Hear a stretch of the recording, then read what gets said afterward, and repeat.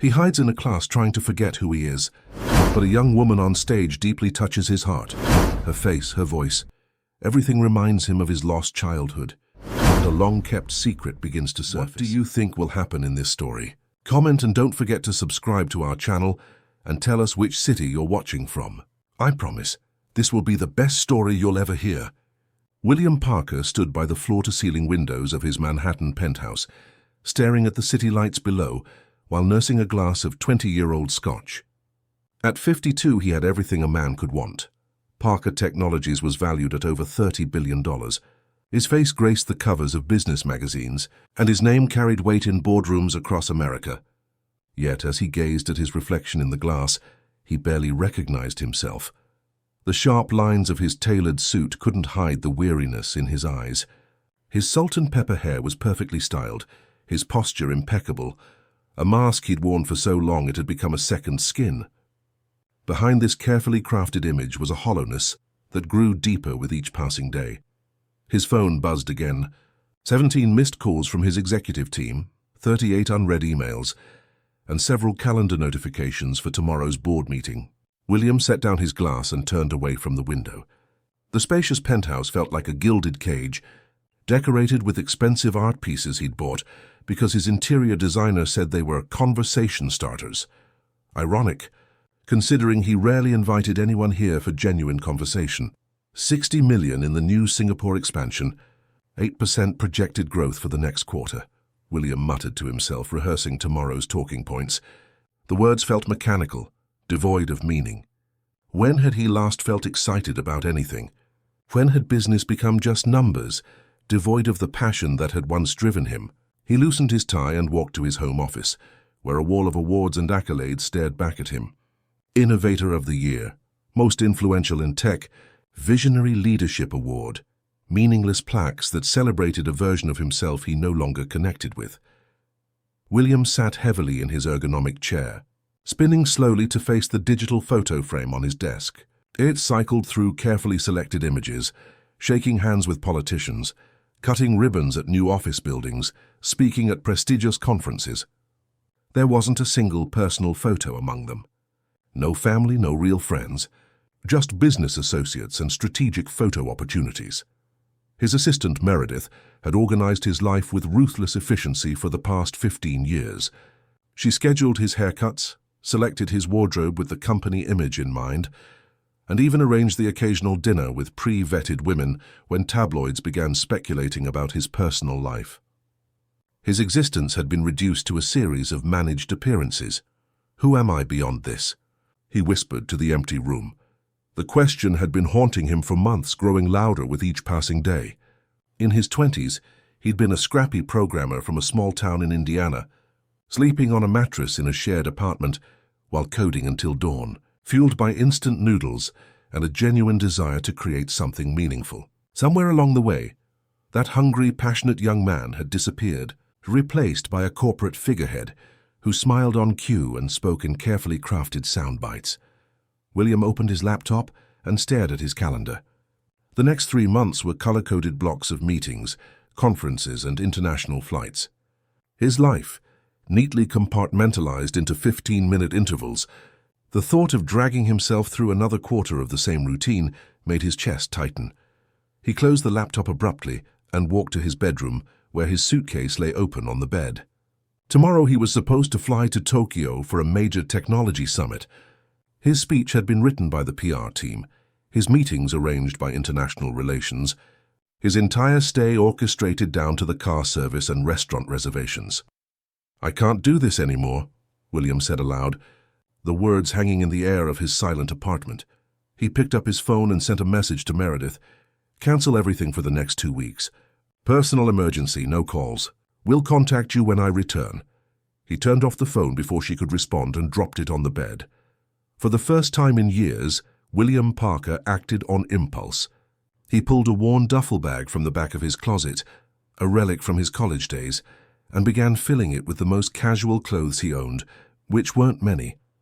Jeans that still had the tags on them, T-shirts he'd received at company retreats but never worn, a pair of sneakers instead of his customary Italian leather shoes.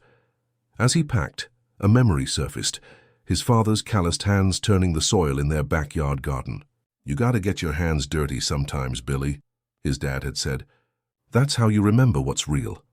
His father had been dead for 15 years now, passing away just as William's company had secured its first major funding round. He'd been too busy to spend more than a day at the funeral, too focused on scaling his business to properly grieve. His mother had followed 5 years later, and by then William had been too disconnected to feel much at all. He zipped up the duffel bag and pulled out an old baseball cap from his college days. Looking in the mirror, he barely recognized himself without the polished exterior. He looked older, more vulnerable, but somehow more authentic. William had read about the Cedar Ridge Community Initiative weeks ago in a human interest piece his PR team had included in his briefing materials as a potential charitable cause. The article described it as a 2-week immersive volunteer program in rural Vermont, where participants lived communally while working on sustainability projects and community service. No phones allowed, no special accommodations. Everyone, regardless of background, sharing the same basic quarters and responsibilities. He'd dismissed it initially, but the idea had lingered in his mind. Now it seemed like the perfect escape. Using his backup laptop, William registered for the program under his middle name, James Miller. The program had a few spots left for their session starting in 3 days, just enough time for him to disappear without triggering a full-scale corporate manhunt.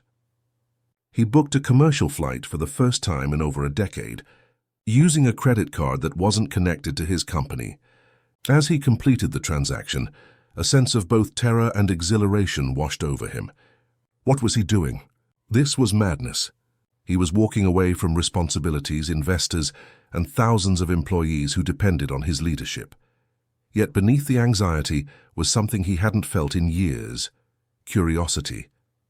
What would it be like to be nobody for 2 weeks? To be valued for his labor rather than his net worth? To have conversations that weren't transactional? William closed his eyes and imagined a world where he was just another face in the crowd, where his opinion didn't immediately become company policy, where people spoke to him without an agenda. The thought was terrifying and liberating in equal measure.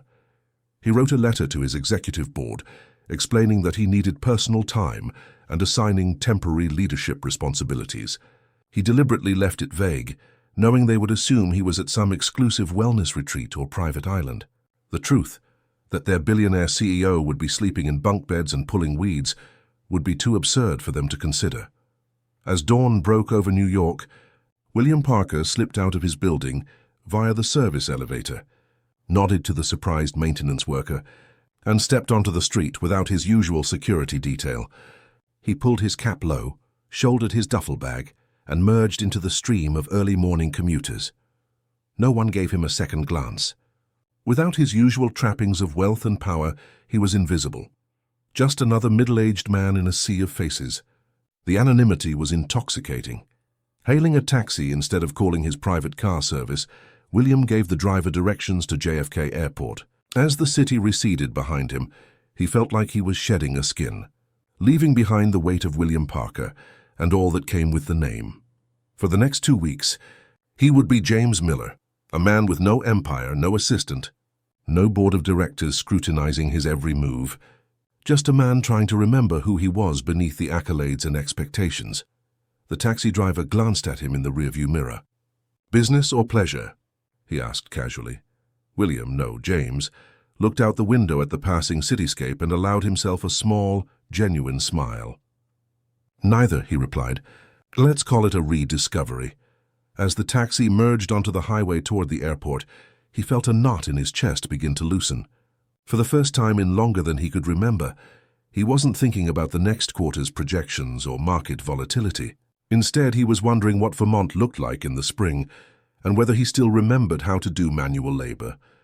The uncertainty was terrifying, but beneath it was a spark of something he'd thought long extinguished: hope. In less than 24 hours, the news of William Parker's sudden disappearance would hit the financial pages. Speculation would run wild. Stock prices might fluctuate. His executive team would panic. But for now, in this taxi heading away from the life he'd built, none of that seemed to matter. He was a man stepping off a cliff, not knowing what waited below, but certain that he couldn't stay on the edge any longer. The Cedar Ridge Community Initiative was nothing like William had imagined. As the shuttle van from the Burlington airport wound through the green hills of rural Vermont, the sprawling tech campuses and luxury resorts he was accustomed to seemed like distant memories.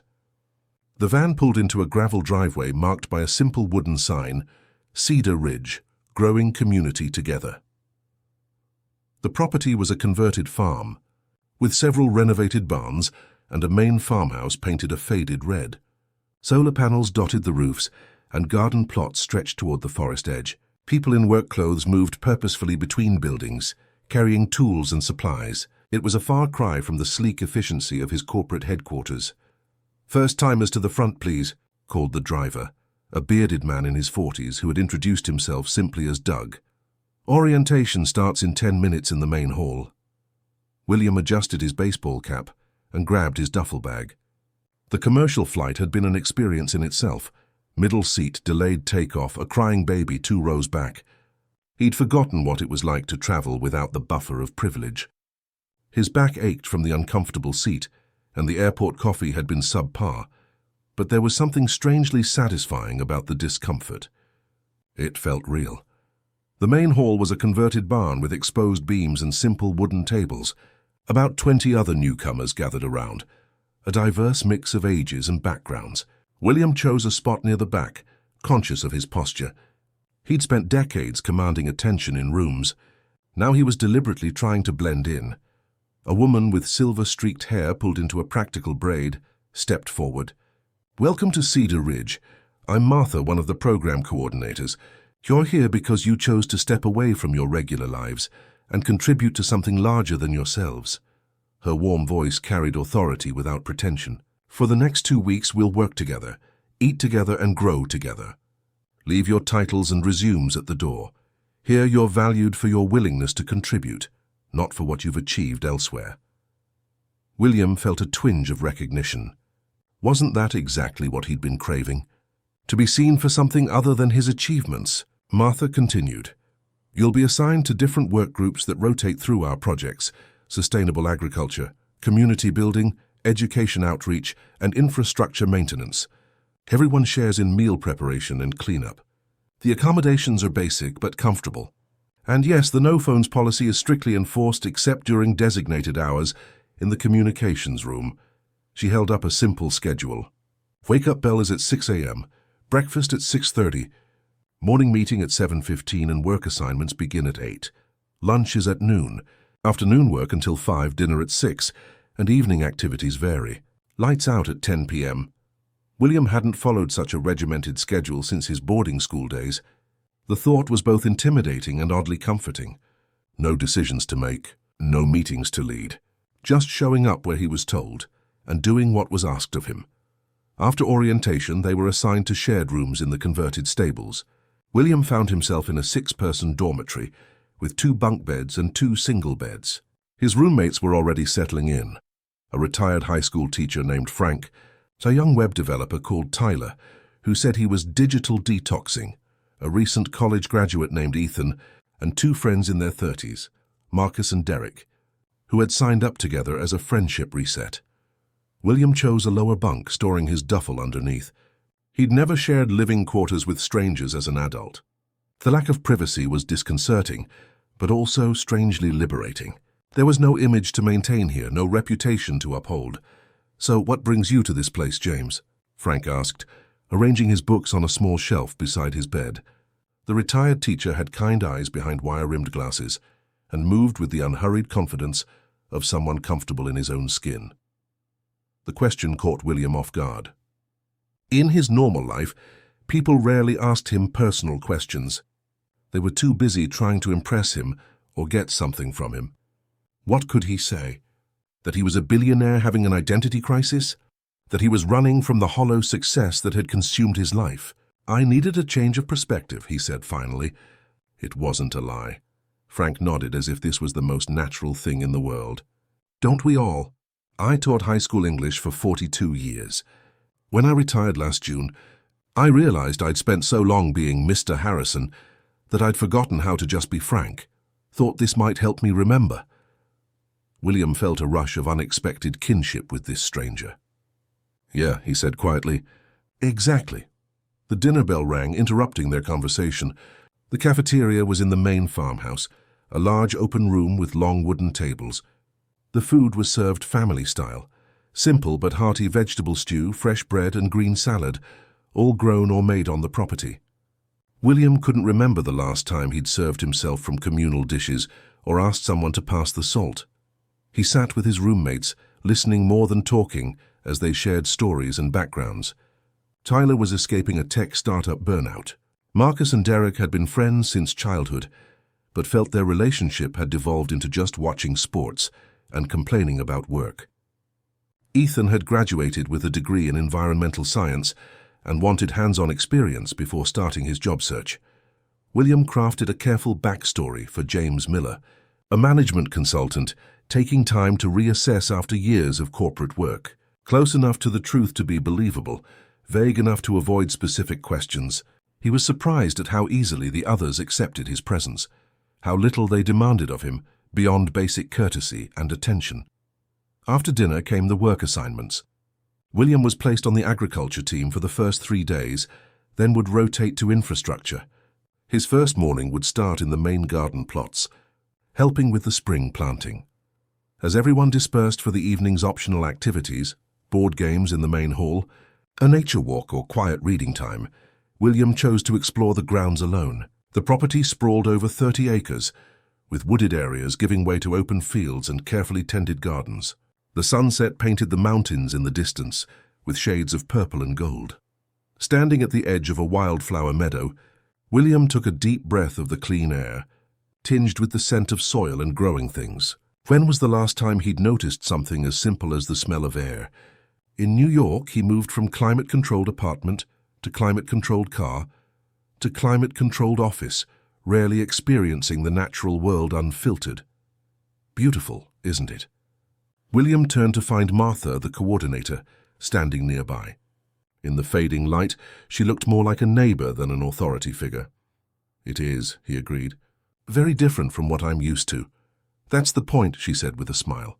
We all get stuck in our routines, our familiar environments. Sometimes you need to step completely outside of them to see clearly. She gave him a thoughtful look. You seem like someone carrying a heavy load, James. Maybe you can set it down while you're here. Before he could respond, she continued, just a word of advice. Be open to what happens here. People often come looking for one thing and find something entirely different. With that cryptic statement, she nodded goodbye and walked back toward the main buildings, leaving William to wonder how much she could see of his true circumstances. That night, as he lay in the unfamiliar bunk, listening to the soft snores of his roommates, William stared at the ceiling and took inventory of his first day away from his real life. His back ached from the long flight and unfamiliar mattress. His hands felt stiff from gripping the unfamiliar cutlery at dinner. His mind kept drifting to work problems, phantom vibrations from a phone that wasn't in his pocket. Yet beneath the discomfort was a current of something else, a stillness he hadn't experienced in decades. Here, no one was waiting for his decisions or seeking his approval. No one's livelihood depended on his next move. For the first time in memory, he was just a man in a room, responsible only for himself. The simplicity was terrifying and exhilarating. Morning came too soon, announced by a bell that seemed to pierce through William's restless dreams. His roommates moved with varying degrees of enthusiasm, pulling on work clothes and making their beds. William followed suit, choosing his most inconspicuous clothes, jeans, a plain grey t-shirt, and the baseball cap that was becoming his shield. Breakfast was oatmeal with fresh berries, hard-boiled eggs and strong coffee. William sat with a different group this time, including some who had been at Cedar Ridge for a week already. They spoke with enthusiasm about the projects they'd worked on: a rainwater collection system, a new hiking trail, educational workshops with local schools. Their passion was palpable and reminded William of his early days as an entrepreneur, when each small success had felt meaningful. When had that changed?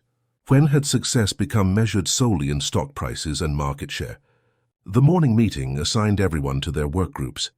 William followed his agriculture team to the main garden plots, where the team leader, a compact woman named Sophia, with sun-weathered skin and calloused hands, distributed tools and explained the day's tasks. "We're planting the summer vegetables today," she announced, gesturing to trays of seedlings. "James and Layla, you're on the tomato beds. Michael and Priya, peppers and eggplants. Jan and Amar, you're continuing with the beans. Remember, proper spacing, plenty of water, and treat those roots gently.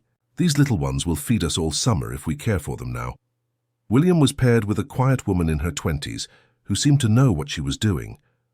He followed her lead, kneeling in the soft earth and creating holes for the delicate tomato seedlings.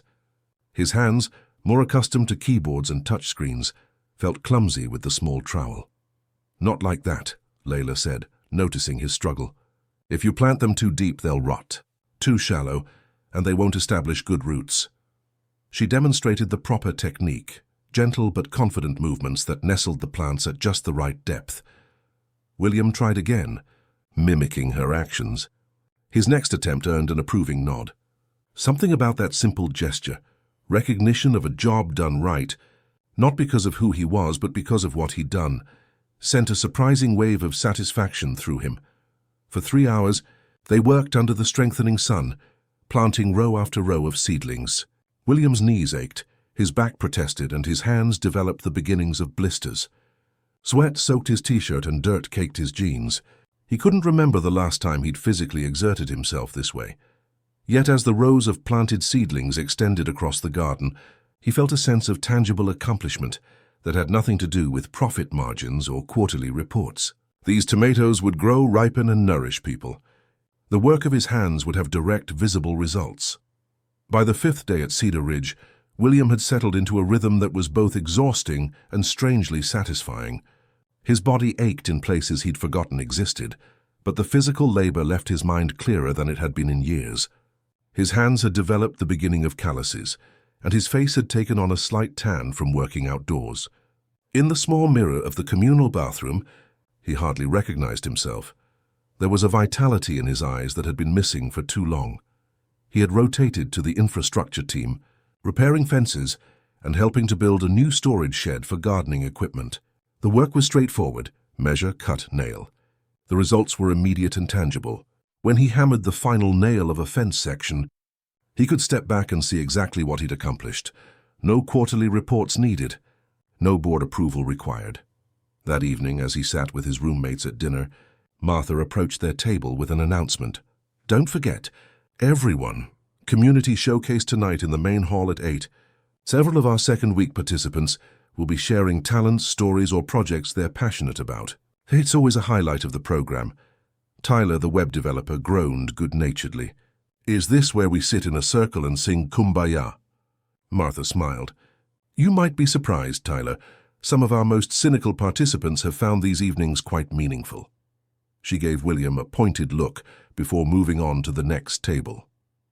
William had been planning to spend the evening reviewing his notes from the day's construction project, maybe sketching some improvements for the storage shed design. The thought of sitting through amateur performances didn't appeal to him. In his normal life, he attended only the finest symphonies and Broadway shows, usually from premium seats arranged by his assistant. The idea of watching his fellow volunteers stumble through presentations seemed, frankly, painful. Yet when 8 o'clock arrived, he found himself walking toward the main hall, drawn by curiosity and a reluctance to isolate himself from the community he was slowly becoming part of. The large room had been transformed. The long dining tables had been pushed to the walls, and chairs arranged in a semicircle around a small stage area, illuminated by string lights. Handmade posters announced Cedar Ridge Showcase Share Your Spark. Most of the camp's participants had gathered, creating a warm buzz of conversation. William slipped into a seat at the back, nodding to Frank, who sat nearby. The retired teacher had proven to be a thoughtful companion during their shared meals, never prying but offering insightful observations that often gave William pause. "Didn't expect to see you here," Frank commented. "You struck me as someone who might avoid this sort of thing." William shrugged. "Thought I'd give it a chance. Nothing better to do." Frank smiled knowingly. Sometimes the most important discoveries happen when we have nothing better to do. Before William could respond, Martha stepped onto the makeshift stage and welcomed everyone.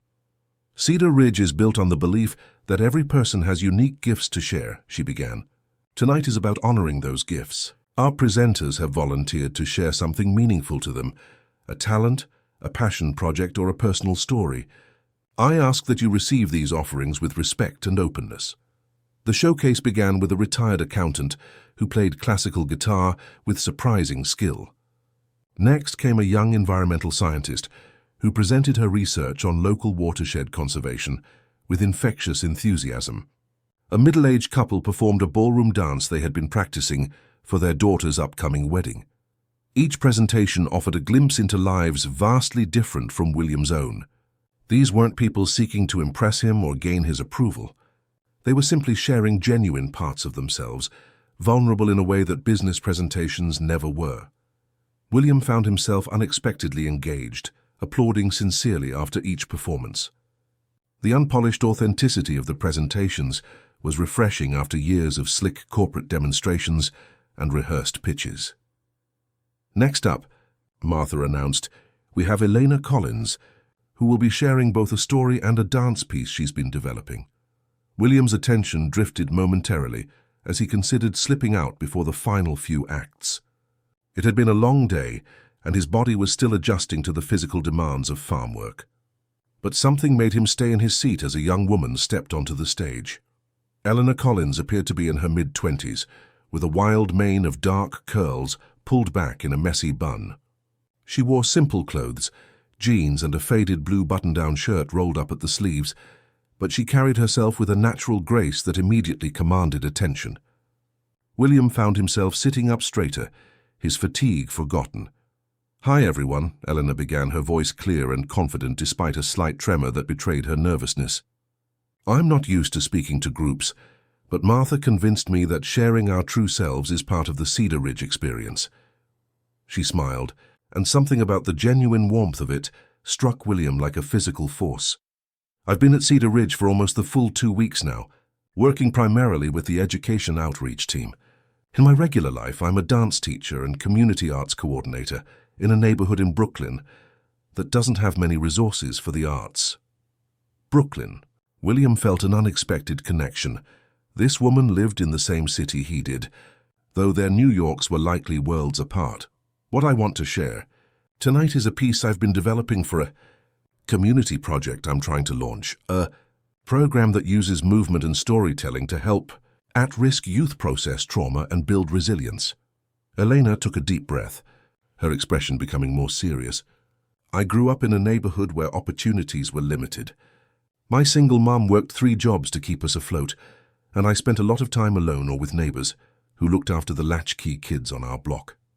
Dance became my sanctuary, a way to express things I couldn't put into words." William found himself leaning forward, completely engaged. There was something magnetic about Elena's presence, a raw honesty that cut through his usual detachment.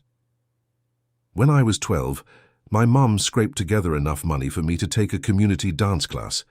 That class saved me in many ways. My teacher, Ms. Rivera, saw something in me that I couldn't see in myself. She pushed me, mentored me, and eventually helped me get a scholarship to continue my training." As Elena spoke, her hands moved expressively, punctuating her words with graceful gestures that seemed like an extension of her thoughts. "Now I want to create that same opportunity for kids who are where I was. My dream is to establish a community arts center in my neighborhood, a place where children can discover their own voice through movement, regardless of their financial situation." She moved to the center of the makeshift stage. "The piece I'm going to share is called Remember. It's about reconnecting with your authentic self when life and circumstances have forced you to become someone else." William felt a jolt of recognition so strong it was almost physical. It was as if this stranger had articulated the nameless yearning that had driven him to Cedar Ridge. Elena nodded to someone at the side of the room. Hand-soft music began to play, a haunting piano piece with subtle percussion. She closed her eyes for a moment, centering herself. When she began to move, the transformation was immediate and captivating. Her dance was a blend of styles, elements of contemporary, street dance and ballet merged into something uniquely her own. There was a raw power to her movement, an emotional honesty that needed no explanation. She danced the story of someone lost and then found, of barriers broken and true self reclaimed. William couldn't look away. In the unguarded expression on Elena's face, in the passionate commitment of her movement, he saw a reflection of his younger self, the version of William Parker who had stayed up coding for days because he believed in what he was creating, who had taken risks because the potential reward wasn't money or status, but the chance to build something meaningful. As Elena danced, the years seemed to fall away. William remembered the electricity of his early days as an entrepreneur, the pure joy of creation, before spreadsheets and shareholders had taken over. He remembered coding until sunrise, not because of deadlines, but because he was too excited about his ideas to sleep. He remembered when his work had been an extension of his passion rather than an obligation that had consumed his identity. When Elena finished her performance, there was a moment of profound silence before the room erupted in applause. William found himself on his feet with the rest of the audience, clapping with an enthusiasm that surprised him. Elena bowed, slightly breathless, her face flushed with exertion and emotion. When she looked up, her eyes briefly met William's, and he felt an unexpected connection, as if she somehow understood exactly what her performance had awakened in him. As Elena left the stage, William remained standing, processing the unexpected emotions her performance had stirred. The showcase continued with 2 more presentations, but he barely registered them, his mind replaying Elena's dance and the evident passion behind it. After the showcase ended, people mingled in small groups, congratulating the performers and discussing the presentations. William found himself drifting toward the refreshment table, where Eleanor stood talking with Martha and a few others. He hesitated, unsure of what drew him to her or what he would even say. In his normal life, people approached him, vying for his attention and approval. Here the dynamic was reversed, and he felt strangely vulnerable. As if sensing his presence, Elena glanced over. Her expression was open and friendly, without the immediate recognition or calculation he was accustomed to seeing when people realized who he was. It was refreshing. "Did you enjoy the showcase?" she asked, extending the conversation naturally when he approached. "I did," William replied, surprised by the sincerity in his own voice. "Your performance was remarkable." "Thank you," she said, accepting the compliment without false modesty. Up close, he noticed details he'd missed from the audience. A small scar above her right eyebrow, the light dusting of freckles across her nose, and most strikingly, the intensity in her dark eyes. "Are you one of the new arrivals?" "I don't think I've seen you around until this week." "Yes, James Miller," he said, extending his hand and feeling a strange disconnect at using his alias. "I'm here for 2 weeks. Just started a few days ago." Eleanor's handshake was firm and direct. "Eleanor Collins. I'm heading back to New York in 3 days. This place has been exactly what I needed, a chance to refocus on what matters." "New York," William repeated. "You mentioned Brooklyn in your presentation. I'm based in Manhattan myself." "Manhattan?" Eleanor raised an eyebrow, a hint of gentle teasing in her expression. "Let me guess, finance?" William felt a moment of panic, then realized her assumption was just a playful stereotype, not recognition. "Management consulting," he said, falling back on his cover story. "Though to be honest, I'm at a crossroads professionally." "Aren't we all?" she replied with a warm laugh. "That seems to be a common thread here at Cedar Ridge, people at turning points." Their conversation was interrupted by Doug, the shuttle driver, who also served as the technical coordinator for the camp. "Eleanor, could you help me pack up the sound equipment? You know how the speaker wires need to be coiled." "Of course," she agreed, then turned back to William. "So it was nice to meet you, James. Maybe I'll see you around tomorrow. I'm leading the morning nature walk if you're interested." Before William could respond, she was following Doug to the small sound system in the corner. He stood there for a moment, feeling oddly disappointed by the abrupt end to their conversation. Frank appeared at his elbow, a knowing look on his face. "Quite something, wasn't she?" William composed his features into casual interest. "She's talented." "More than talented," Frank said thoughtfully. "She's authentic." "That's much rarer these days." He gave William a sidelong glance. "Her project is impressive too. Taking her passion and turning it into something that serves others. That's the sweet spot in life. Finding work that fulfills both your purpose and a need in the world. William nodded, thinking of his own company. It had started with that same noble intention, creating technology that connected people, that made information more accessible. Somewhere along the way, growth and profit had become the primary metrics of success, overshadowing the original vision. "I think I'll join that nature walk tomorrow," William said, more to himself than to Frank. The older man smiled. "Good idea. Sometimes a new path is exactly what we need." Back in the dormitory that night, as his roommates discussed the showcase and shared their impressions of the performances, William lay on his bunk staring at the ceiling. Eleanor's dance replayed in his mind, the authenticity of her movement, the unguarded emotion on her face. When was the last time he had allowed himself to be that vulnerable? When had he last pursued something purely because it moved him, without calculating the potential return on investment? As he drifted towards sleep, William realized that something fundamental had shifted during the showcase. He had come to Cedar Ridge seeking anonymity, a break from being William Parker, but watching Elena dance, witnessing her complete embodiment of her true self, had awakened a different hunger, not to be nobody, but to be himself again. Not the William Parker of magazine covers and business conferences, but the Will who had once believed that his work could change the world for the better. With that thought circling in his mind, William fell into the deepest sleep he'd experienced since arriving at Cedar Ridge, dreamless and restorative. When the morning bell rang, he woke with unusual clarity and purpose. The nature walk wasn't scheduled until 10 a.m. after the morning work assignments.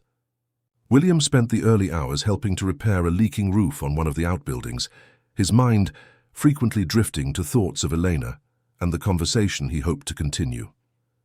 He found himself checking his watch repeatedly, eager for the work period to end. At 9:55, he hurried back to the dormitory to change his sweaty shirt, running a hand through his hair and realizing he'd forgotten what it was like to anticipate meeting someone new, someone who had no preconceptions about who he was or what he represented. The nature walk group gathered at the trailhead, near the eastern edge of the property, where the cultivated fields gave way to woodland. Eleanor stood at the front, clipboard in hand, counting participants. She wore hiking boots, cargo pants, and a Cedar Ridge t-shirt, her wild curls contained in a messy braid. Even in this utilitarian outfit, she carried the same magnetic presence William had observed during her performance. "Welcome, everyone," Elena called out once the group of 12 had assembled. "Today we'll be exploring the Eastern Trail, which takes us through some beautiful deciduous forest and up to a ridgeline with views of the valley. The round trip is about 3 miles, and we'll stop at points of interest along the way to discuss the local ecosystem and the conservation efforts Cedar Ridge is involved with." William positioned himself in the middle of the group, not wanting to appear too eager by standing at the front. As they set off, Elena led them along a well-maintained trail, pointing out native plant species and explaining their roles in the local ecosystem. Her knowledge was impressive, not just rehearsed facts, but a deep understanding of how everything connected. The forest here is a perfect example of how human intervention can either damage or restore natural environments, Eleanor explained as they paused in a small clearing. This area was heavily logged in the early 1900s, then abandoned when the timber company went bankrupt during the Depression. Cedar Ridge has been working with local conservation groups to restore the native plant diversity. The saplings you see marked with red ribbons were planted by volunteers like you over the past 5 years. William found himself genuinely fascinated. In his corporate life, nature had been something to admire from hotel balconies or through the windows of his penthouse, a picturesque backdrop rather than a living system he was connected to. As the group continued, they naturally stretched out along the trail, some moving quickly ahead, while others lingered to examine plants or take photos. William gradually made his way toward the front, where Eleanor was pointing out a cluster of early spring wildflowers to an elderly couple. When they moved on, he seized his opportunity. "Those conservation efforts you mentioned, are they funded entirely by Cedar Ridge?" he asked, falling into step beside her. Elena glanced at him with a smile of recognition. "James, right? From the showcase last night." He nodded, pleasantly surprised that she remembered him among the dozens of participants. To answer your question, it's a coalition of partners, she explained. Cedar Ridge provides the land access and volunteer labor. The state offers some grant funding, and a few private donors contribute to specific projects. The real magic is how they coordinate all these resources with minimal bureaucracy. Efficient resource allocation without excessive overhead, William observed. Most organizations struggle with that balance. Elena raised an eyebrow. That's a very consultant way of putting it, she teased. But yes, exactly. They're successful because everyone involved genuinely cares about the outcome, not just the process or the credit. They walked in companionable silence for a moment, the sounds of birdsong and distant conversation from other hikers filling the air. So, management consulting, Elena said eventually. Is that what you always wanted to do? The question was casual but cut straight to a truth William had been avoiding. No, he admitted. It wasn't my original path. What was? Her interest seemed genuine, not the polite questioning he was accustomed to at networking events. William considered how much to reveal without compromising his cover. I started in technology, he said truthfully, programming specifically. I loved creating things that solved real problems. What happened? Such a simple question, yet it demanded an honest answer. Success, I suppose, he said carefully. The bigger things got, the further I moved from the creative work that initially inspired me. More meetings, more management, less at purpose. Elena nodded thoughtfully. That happens to a lot of people. We start with passion and end up with a career that looks impressive on paper, but feels empty in practice. The trail narrowed as they began to ascend, forcing them to walk single file. When it widened again at a switchback, Elena slowed to let him catch up. What about you? William asked. Your dance? It was evident that it means more to you than just a hobby. Elena's face lit up at the mention of her art. Dance has been my constant companion since childhood. When everything else in life was uncertain, movement was my way of making sense of the world. She paused, looking out at the valley visible through a break in the trees. But it's not just about the artistry for me. It's about creating spaces where others can find that same outlet.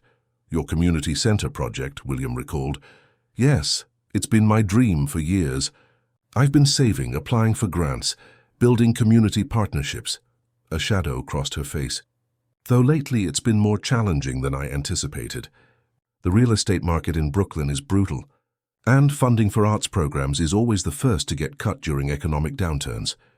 William felt an immediate impulse to offer help, a check that would solve her financial concerns instantly. As William Parker, that would have been his reflex, throw money at a problem until it disappeared. But here, as James Miller, he had to engage with the reality that most people faced when pursuing their dreams, the slow, often frustrating process of building something meaningful without unlimited resources. What's your biggest obstacle right now? He asked instead. Elena sighed. We found the perfect building, an old warehouse with great bones, high ceilings, natural light. The owner was willing to work with us on a lease-to-own arrangement that would have been manageable. But last month, a development company came in with a cash offer well above market value. They're planning to convert it to luxury condos. The frustration in her voice was palpable. We have until the end of the month to match their offer, which is impossible given our current fundraising. William's mind immediately began calculating numbers, evaluating the situation as he would a potential acquisition. Have you considered corporate sponsorships, private investors? We've approached several local businesses. Most want more public recognition than we can offer, or they want to influence our programming in ways that would compromise our mission. Elena ran a hand along her braid, a gesture William was beginning to recognize as a sign of her thinking deeply. I won't sacrifice the soul of the project just to get it funded. That defeats the whole purpose. Her integrity struck him forcefully. In his world, compromises were made daily in the name of progress and profit. How long had it been since he'd stood firm on a principle that couldn't be quantified on a balance sheet? I admire that, William said softly, staying true to your vision despite the obstacles. They reached a scenic overlook, where the trail opened onto a rocky outcropping with panoramic views of the surrounding valley. The rest of the group gradually caught up, cameras and phones emerging to capture the vista. Eleanor moved among them, pointing out landmarks and answering questions. William stood slightly apart, taking in the sweep of forested hills stretching to the horizon. From this vantage point, the concerns that had consumed his life in New York, market fluctuations, board meetings, acquisition strategies, seemed remarkably insignificant. As the group prepared to continue their hike, now descending back toward Cedar Ridge, Elena found her way to William's side again. "You know what's funny about this place?" she said as they navigated a rocky section of trail. "People come here thinking they're taking a break from their real lives, but I've found it's actually the opposite. Strip away the distractions, the technology, the daily responsibilities, and what's left is more real than the routines we construct for ourselves." Her observation hit uncomfortably close to the truth William had been discovering during his stay. His real life as a tech billionaire had become as carefully constructed and artificial as a movie set, impressive to observers, but ultimately hollow. "I've been thinking the same thing," he admitted. "Sometimes I wonder if I've spent years building a life that looks successful to everyone except myself." Elena gave him a sidelong glance, her expression softening. "That takes courage to acknowledge. Most people just keep going, afraid to admit they've lost their way. Is that what brought you to Cedar Ridge?" William asked. "Feeling lost?" She considered the question before answering. "Not lost exactly. More like needing confirmation that my path is worth the struggle." She navigated around a fallen branch on the trail. "It's easy to doubt yourself when you're pushing against the current. I came here hoping to reconnect with why I started this journey in the first place. And did you find what you were looking for?" Elena smiled, the same genuine expression that had captivated him during her performance. "I did. Being away from the daily battle for funding and space and recognition, it clarified things. Reminded me that the work itself is what matters, not just the outcome." They walked in comfortable silence for a while, the trail winding through a dense section of forest where sunlight filtered through the canopy in dappled patterns. The air was cool and fragrant with the scent of pine and earth. "What about you, James?" Elena asked eventually. "Are you finding what you came for?" The question caught William off guard. What had he been looking for? An escape? A respite from the emptiness? Or something deeper, a reconnection with the person he'd been before wealth and power had reshaped his identity? "I think I'm still figuring that out," he said honestly. "But this place, it's giving me perspective I didn't expect." Elena nodded as if his answer made perfect sense. Cedar Ridge has that effect. Martha calls it the mirror and the window. It shows you who you are while giving you a glimpse of who you could be. As they approached the final stretch of trail, leading back to the main grounds, the conversation shifted to lighter topics. Elena told him about her favorite spots in Brooklyn, small cafes and hidden parks that tourists never discovered. William shared stories from his college days, carefully edited to remove any details that might reveal his true identity, but authentic in their emotion. They were laughing about a shared dislike of pretentious coffee shops when a voice called out from behind them, "Elena, wait up!" They turned to see a young man jogging to catch up, camera hanging from his neck. William recognized him as one of the education program volunteers. "David, hi," Elena greeted him. "Great photos yesterday. Did you get the shots you needed for the website?" "Most of them," he replied, slightly out of breath. "Martha wants a few more of the garden project for the brochure." "Oh, and some of the participants working. Candid stuff, nothing posed." He glanced at William with friendly curiosity. "I don't think we've met. I'm David Chen, resident photographer and social media guru." "James Miller," William replied, extending his hand. Something in David's expression made him uneasy, a flicker of closer attention, a slight narrowing of the eyes as they shook hands. "You look familiar," David said, tilting his head. "Have we met before?" William felt a cold twist of anxiety in his stomach. "I don't think so." "I'm from New York, but I travel quite a bit for work." David continued to study him. "Maybe I've seen you somewhere else, at a conference maybe. I used to do event photography before switching to non-profit work." "Possibly," William said non-committally, pulling his cap lower. "I've attended my share of corporate events." Eleanor, sensing the sudden tension, intervened smoothly. "David, weren't you heading to the orchard this afternoon? Martha mentioned something about documenting the new irrigation system." "Right, yes," David agreed, but his eyes lingered on William with puzzled interest. "I should get going." "Nice meeting you, James. Maybe it'll come to me later where I've seen you.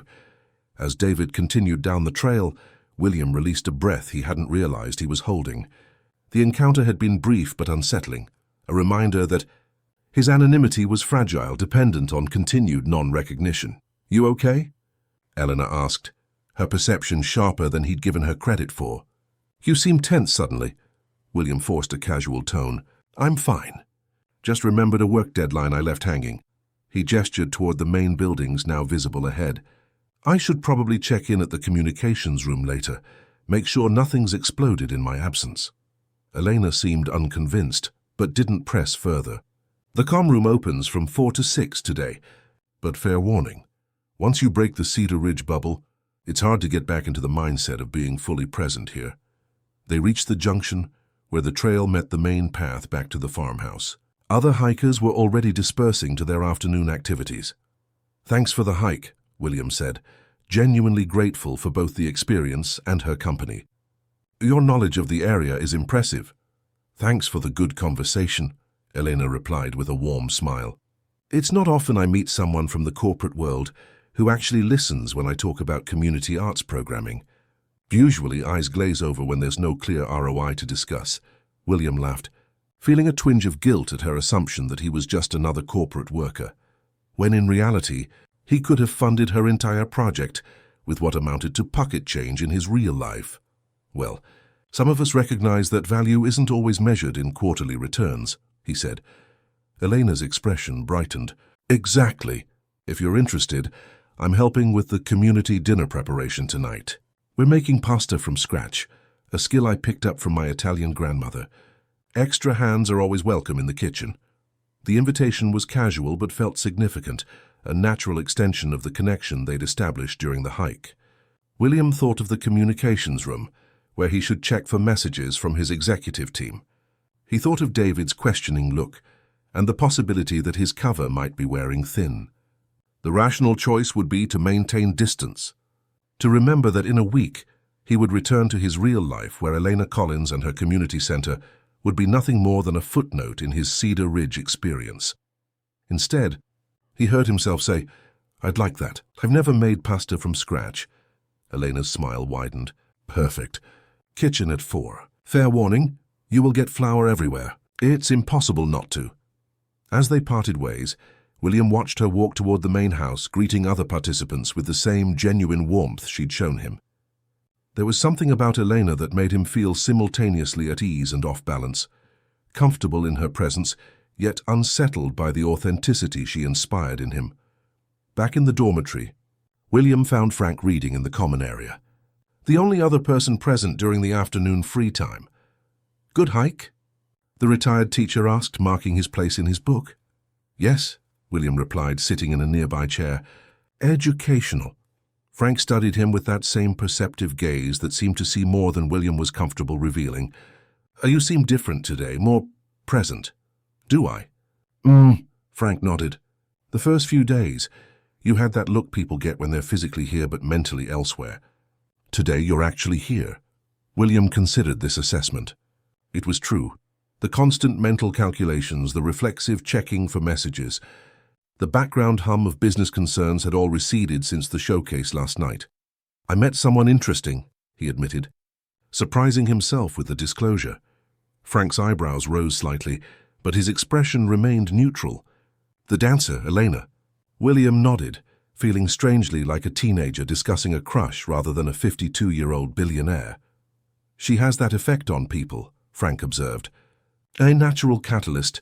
She makes others more authentic just by being herself." He reopened his book, signaling that he wouldn't pry further.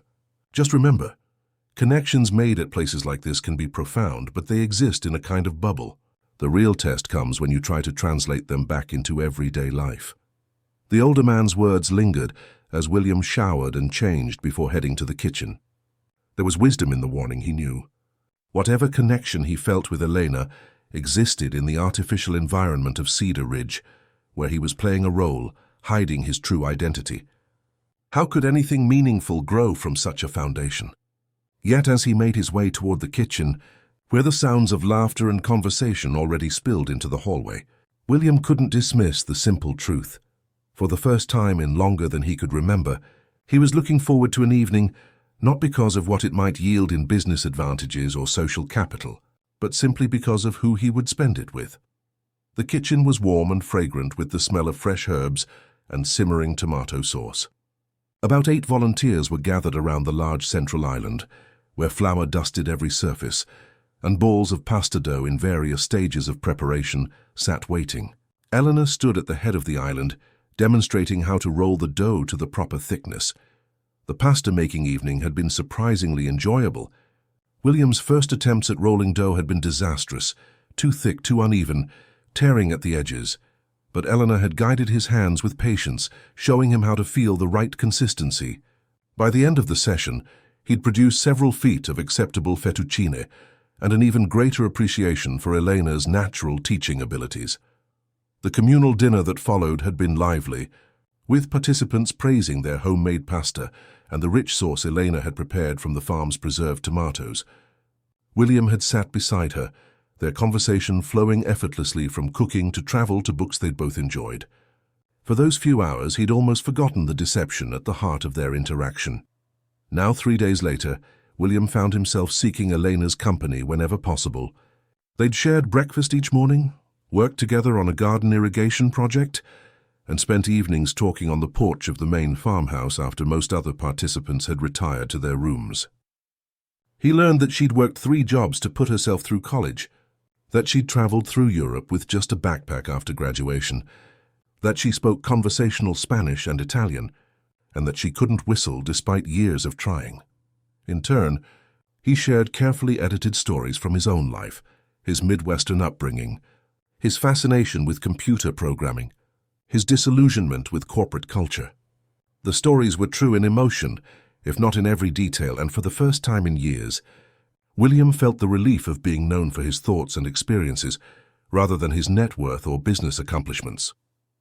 Today, though a growing unease had disrupted his Cedar Ridge idyll, the morning had begun with an overheard conversation, 2 staff members discussing a news story about William Parker's unexplained absence from a major technology conference in Tokyo.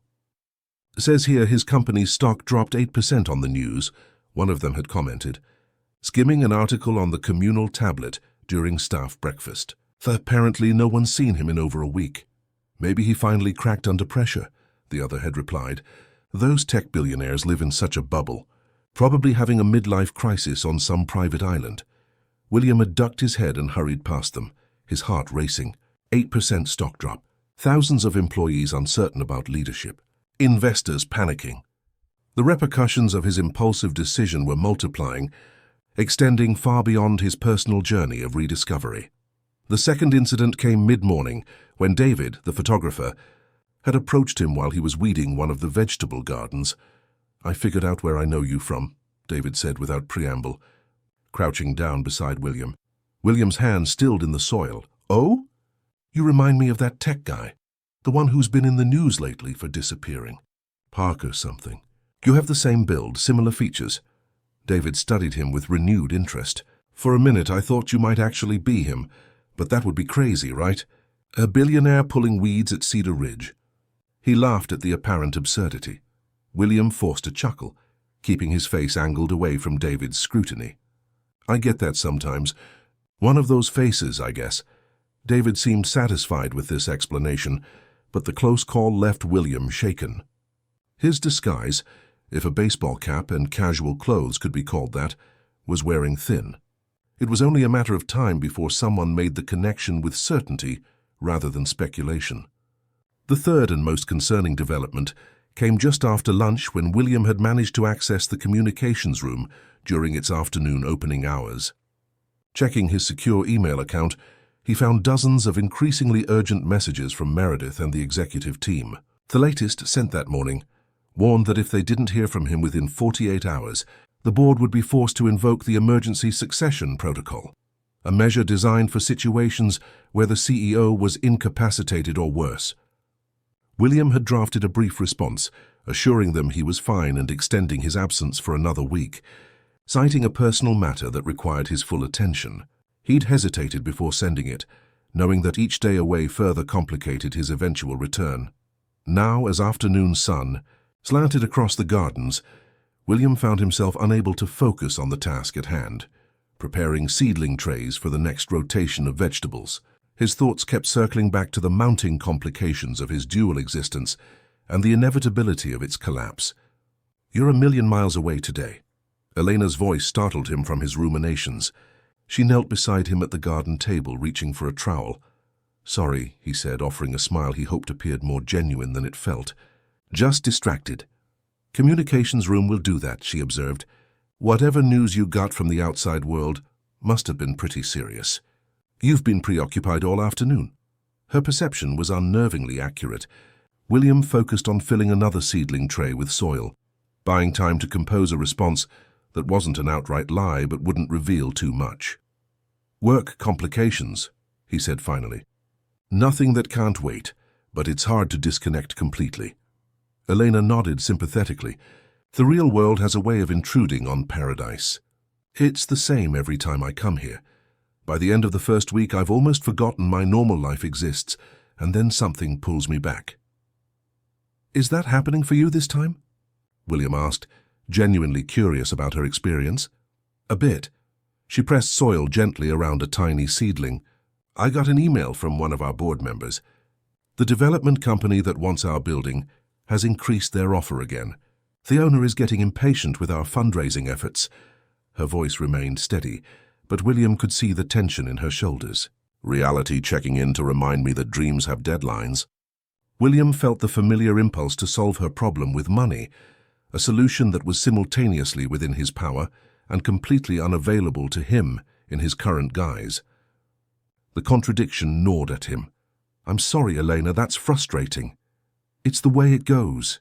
We knew it was a long shot." She straightened up, brushing soil from her hands. "But I didn't come over here to dump my problems on you. I actually have good news. Martha asked if I'd stay on another week as a program coordinator, since one of the regular staff had a family emergency. It means postponing my return to Brooklyn, but it also means a small stipend that I can put toward our fundraising." "That's great," William said, genuinely pleased for her. "You're perfect for that role." Elena smiled, the worry momentarily leaving her face. "Thanks, I'm excited about it. And selfishly, I'm glad for a few more days here before facing reality again." She hesitated, then added, "And a few more days of our conversations. They've become a highlight for me." The simple honesty of her statement caught William off guard. In his normal life, people rarely expressed appreciation for his company without an ulterior motive. Eleanor's straightforward admission of enjoying their time together was refreshingly genuine, and made his deception feel all the more troubling. "For me too," he replied, meaning it despite the circumstances. They worked in companionable silence for a while, preparing trays of seedlings for the greenhouse. The repetitive task was soothing, allowing William's mind to settle somewhat from its earlier agitation. "There's a special dinner tonight for the departing participants," Eleanor mentioned as they finished up. "Then a bonfire afterward. Will you come?" The invitation was casual, but held a note of personal interest that was hard to miss. William knew the sensible choice would be to maintain distance, to remember that his time at Cedar Ridge was temporary, that his connection with Elena was built on partial truths. Yet the thought of missing one of their last evenings together seemed unbearable. "I'd like that," he said. Elena's smile was worth the risk. The farewell dinner was a festive affair, with tables arranged on the lawn outside the main farmhouse and strung with lights that glowed softly as dusk fell. Local musicians played acoustic instruments on a small stage, and volunteers served a feast prepared from the farm's produce. William found himself at a table with Elena, Frank, and several other participants he'd come to know during his stay. The atmosphere was bittersweet, a celebration tinged with the knowledge that their temporary community would soon disperse. People exchanged contact information, promised to stay in touch, and reminisced about memorable moments from the past 2 weeks. To Cedar Ridge, Frank proposed a toast, raising his glass of the farm's homemade apple cider, where strangers become friends, and we remember who we are beneath the roles we play. The word struck William with uncomfortable precision. Who was he beneath the role of billionaire CEO? Was he James Miller, the simple management consultant who made pasta by hand and worked in gardens? Or was he still William Parker, merely playing at simplicity while his real life spun out of control in his absence? As dinner wound down and people began drifting toward the bonfire being lit in a clearing beyond the lawn, Elena touched William's arm. "Walk with me?" she asked. "There's something I want to show you before we join the others." Curious, William followed her away from the lights and music, down a path that led toward a small rise at the property's edge. The spring evening was cool but not cold, the air fragrant with blooming flowers and wood smoke from the distant bonfire. "Where are we going?" he asked as they climbed the gentle slope. "Patience," Elena replied with a smile. "It's worth the suspense, I promise." At the top of the rise stood an old oak tree, its massive branches creating a canopy against the darkening sky. Beneath it, a simple wooden bench faced westward. "This is my favorite spot at Cedar Ridge," Elena said as they reached the tree. "Best sunset view on the property, and hardly anyone knows about it." They sat on the bench, the weathered wood smooth beneath them. Before them stretched the valley, bathed in the fading golden light of sunset. The mountains in the distance were silhouetted against a sky painted in dramatic streaks of orange and purple. "It's beautiful," William said softly, genuinely moved by the vista and by her decision to share this private retreat with him. "I come here to think," Elena explained, "to remind myself why the struggle is worth it." She gestured toward the valley. "When I see something this beautiful, I remember that everyone deserves access to beauty, not just those who can afford expensive vacations or museum memberships. That's what my community center is really about, creating a space where beauty and creativity are accessible to everyone, regardless of circumstance." William felt a swell of admiration for her clarity of purpose. "You're remarkably certain of your path." "Not always," she admitted. "I have plenty of doubts, days when I wonder if I'm being naive or idealistic. But then I come to places like this, and I reconnect with what matters to me." They sat in silence for a while, watching as the sunset deepened, the colors intensifying before gradually fading to twilight. Stars began to appear in the darkening sky, far more visible here than in the city. "Can I ask you something, James?" Helena's voice was quiet in the gathering darkness. "Of course. What are you running from?" The question hung between them, direct and unavoidable. William turned to look at her, finding her eyes steady on his face, compassionate but unflinching. "What makes you think I'm running from something?" he asked, playing for time, though he suspected his evasion was futile. "Experience," she replied simply. "I've been coming to Cedar Ridge long enough to recognize the pattern.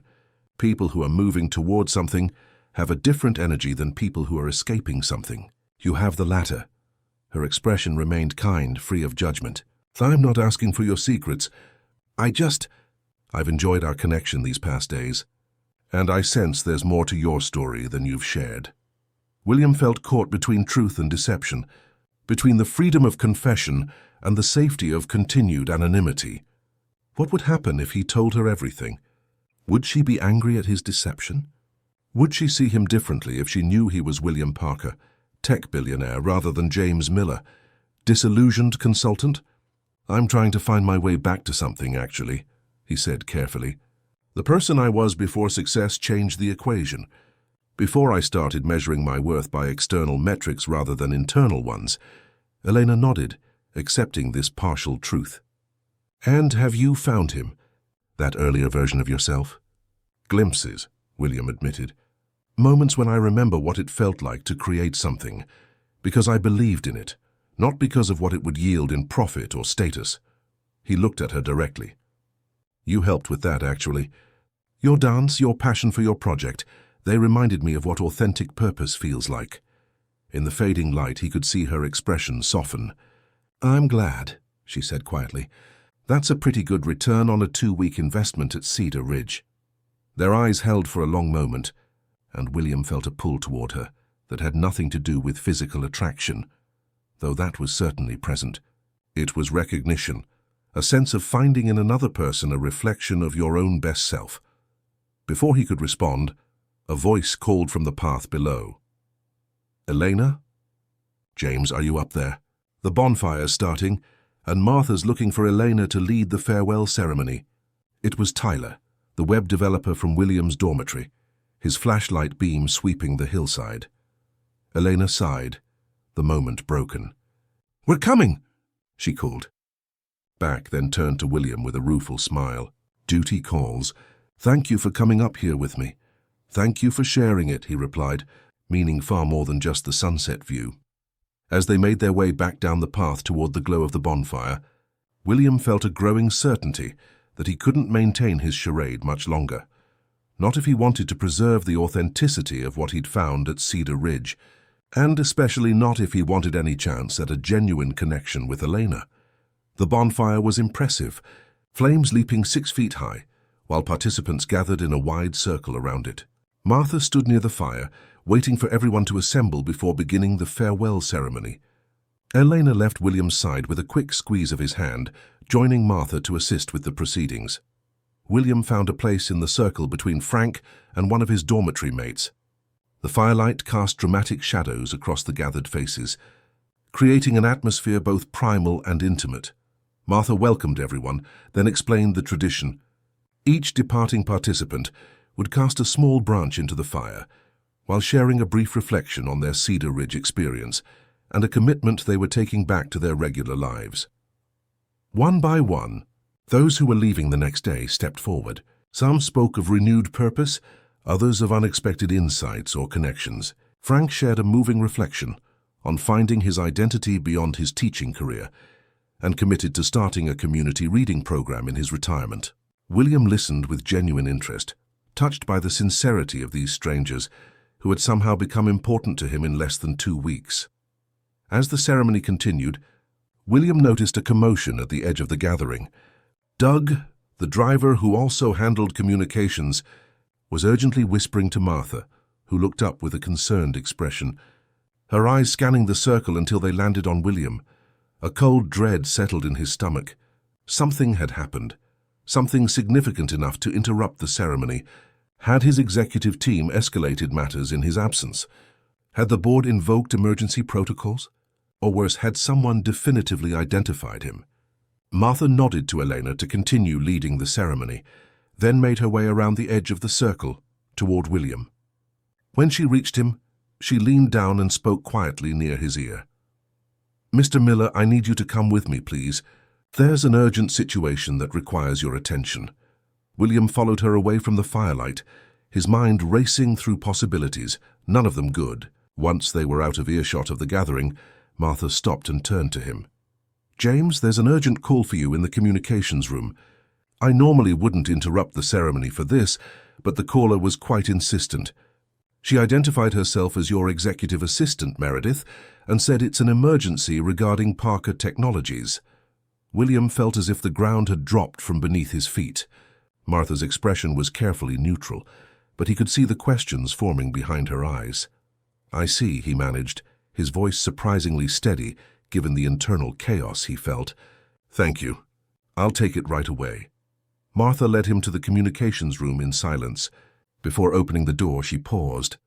"James, Cedar Ridge respects everyone's privacy and their reasons for seeking time here. Whatever's waiting for you in that call, remember that this place and what you've experienced here is still real, regardless of who you are beyond these grounds." The simple kindness in her words nearly undid him. William nodded, unable to speak past the tightness in his throat. Inside the small room, a computer screen showed a video call waiting to connect. Martha left him alone, closing the door softly behind her. William took a deep breath and accepted the call. Meredith's familiar face appeared, her usual composure visibly strained. "William, thank God," she said, relief washing over her features. "We've been trying to reach you for days. Where are you? Are you all right?" "I'm fine, Meredith," he assured her. "What's the emergency?" She straightened, professionalism reasserting itself. "The board called an emergency meeting this afternoon. Your absence at the Tokyo conference and subsequent lack of communication triggered a clause in the company bylaws. They're voting tomorrow morning on whether to temporarily transfer executive authority to the COO while they determine your capacity to lead." William absorbed this information with a strange detachment. A week ago, this news would have sent him into a tailspin of anger and urgency. Now it felt almost predictable, the natural consequence of his actions. "I see," he said. "And you tracked me here how exactly?" "Your emergency location protocol activated when you accessed your secure email account," Meredith explained. "William, what are you doing at a farm in Vermont?" The confusion in her voice would have been comical under different circumstances. Finding perspective, he replied, surprising himself with his candor. But it seems reality has caught up with me sooner than I'd planned. Meredith's expression softened slightly. The board needs you back, William. The markets are reacting badly to your absence. Shareholders are nervous and the media is spinning wild theories. We need to issue a statement tonight and have you physically present in New York for the board meeting tomorrow at 9 a.m. William stared at Meredith's expectant face on the screen, the weight of his real life crashing back upon him with crushing force. The parallel worlds he'd been navigating, billionaire William Parker and ordinary James Miller, were colliding faster than he'd anticipated. "I'll need transportation," he said finally, his mind shifting reluctantly into CEO mode. "Arrange for the helicopter to pick me up from the nearest suitable location by dawn. And prepare the usual suite at the pier for me to refresh before the board meeting." Meredith's relief was palpable. Already done. Doug, the facility manager there, has coordinates for a local high school athletic field that will work for the helicopter. It's all arranged for 5 a.m. She hesitated, then added in a softer tone, "William, are you sure you're okay? This isn't like you." The concern in her voice was genuine. Despite their professional relationship, Meredith had been by his side for 15 years. She'd seen him through the death of his parents, the company's meteoric rise and countless personal milestones. "I'm better than I've been in a long time," he answered truthfully. "But I need to handle this situation. I'll explain everything when I see you tomorrow." After ending the call, William sat motionless in the empty communications room. The quiet hum of computer equipment created a strange counterpoint to the distant sounds of the bonfire celebration, continuing without him. Two worlds, separated by more than just physical distance. A gentle knock at the door interrupted his thoughts. Martha stood in the doorway, her expression neutral but her eyes knowing. "Everything all right, James?" she asked, though her tone suggested she already knew the answer. "Not James," William admitted, oddly relieved to finally say it aloud. "William. William Parker." Martha nodded, showing no surprise at this confirmation. "I thought as much after that call came in. You're not the first person to come to Cedar Ridge seeking anonymity, though perhaps the most high-profile." "How long have you known?" William asked, curious about his failure at maintaining his cover. "Suspected from the start, knew for certain by your third day," she replied with a small smile. "The way you held yourself, how you observed before participating, your discomfort with communal living, all signs of someone used to a very different environment. Plus, I read the business news. Your disappearance made quite the splash." William felt a strange mixture of embarrassment and respect. "Yet you said nothing." "Cedar Ridge is about creating space for people to discover what they need. Your reasons for being here, for choosing anonymity, those were yours to share or keep private." She leaned against the doorframe. "Though I will admit, having a tech billionaire pulling weeds and making pasta from scratch was a first for us." William couldn't help but laugh at the absurdity of it all. "I've made a mess of things, haven't I?" "That depends on your perspective," Martha replied. "From where I stand, you've had an authentic experience that clearly meant something to you." "That's hardly a mess," she straightened. "But I suspect you have some decisions to make now." "I have to leave," William confirmed. "Tonight, actually." "There's a corporate situation I need to address." Martha nodded. "I assumed as much. Doug will drive you whenever you're ready." She paused. "What about the others?" "Your doormates, Elena?" At the mention of Elena's name, William felt a sharp twist of regret. "I don't know," he admitted. "The truth seems complicated at this point." "Truth often is," Martha agreed. "But in my experience, it's easier to face than living with its absence." She stepped back from the doorway. "I'll leave you to pack and make your farewells as you see fit. Doug will be ready when you are." Left alone again, William faced the immediate question of how to extract himself from Cedar Ridge.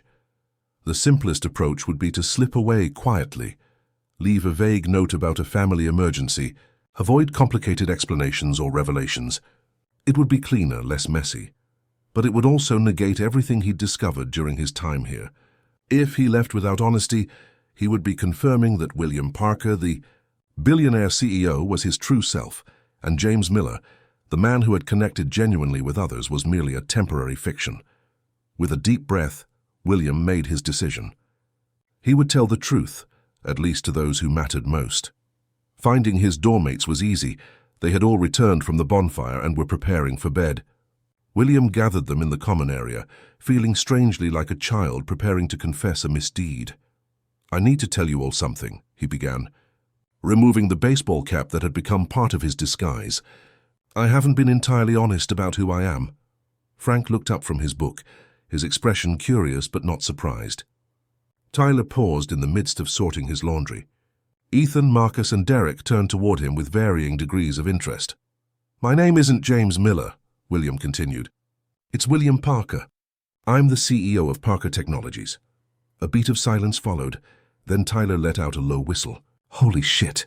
You're that Parker. The one worth like, what, 20 billion? 28 last I checked," William corrected automatically, then winced at how that sounded. "Though that's not really the point." "No wonder you looked familiar," Ethan said, eyes wide. "Your face has been all over the business sites lately. Tech billionaire vanishes without trace. They were speculating you'd been kidnapped or had a nervous breakdown." "Just needed some perspective," William replied, uncomfortable with the sudden shift in how they were looking at him, the familiar transition from seeing him as a person to seeing him as a figure, a net worth with a face attached. Frank, however, maintained the same thoughtful expression he'd worn throughout their acquaintance. "Finding what you were looking for, then?" he asked quietly. William met the older man's gaze with gratitude for his unchanged manner. "Starting to," he answered honestly. "But now I need to return to New York. There's a situation with my company that requires my presence." The others peppered him with questions about his wealth, his company, his life in New York, their curiosity overriding any potential offense at his deception. William answered patiently, understanding their fascination while feeling a growing distance open between them. The easy camaraderie of their shared dormitory experience was already fading, replaced by the familiar dynamic of the wealthy being observed like exotic specimens. Only Frank maintained his equilibrium, watching the scene with the same gentle wisdom that had drawn William to him from the start. "I should finish packing," William said eventually, extracting himself from the increasingly uncomfortable conversation. "I'm leaving tonight." Back in the sleeping area, as he shoved his few belongings into his duffel bag, Frank appeared beside him. "Have you told Elena?" the older man asked without preamble. William's hand stilled on his half-packed bag. "Not yet," Frank nodded as if confirming a suspicion. "She deserves to know, William. Not because of who you are or what you could do for her project, but because what's grown between you two these past days has been real." Denying her the truth denies the validity of that connection. The simple wisdom of this statement hit William with unexpected force. "You're right," he acknowledged. "I'm just not sure how to tell her." "Start with the truth delivered gently," Frank advised. "The rest will follow as it should." After finishing his packing, William went in search of Eleanor.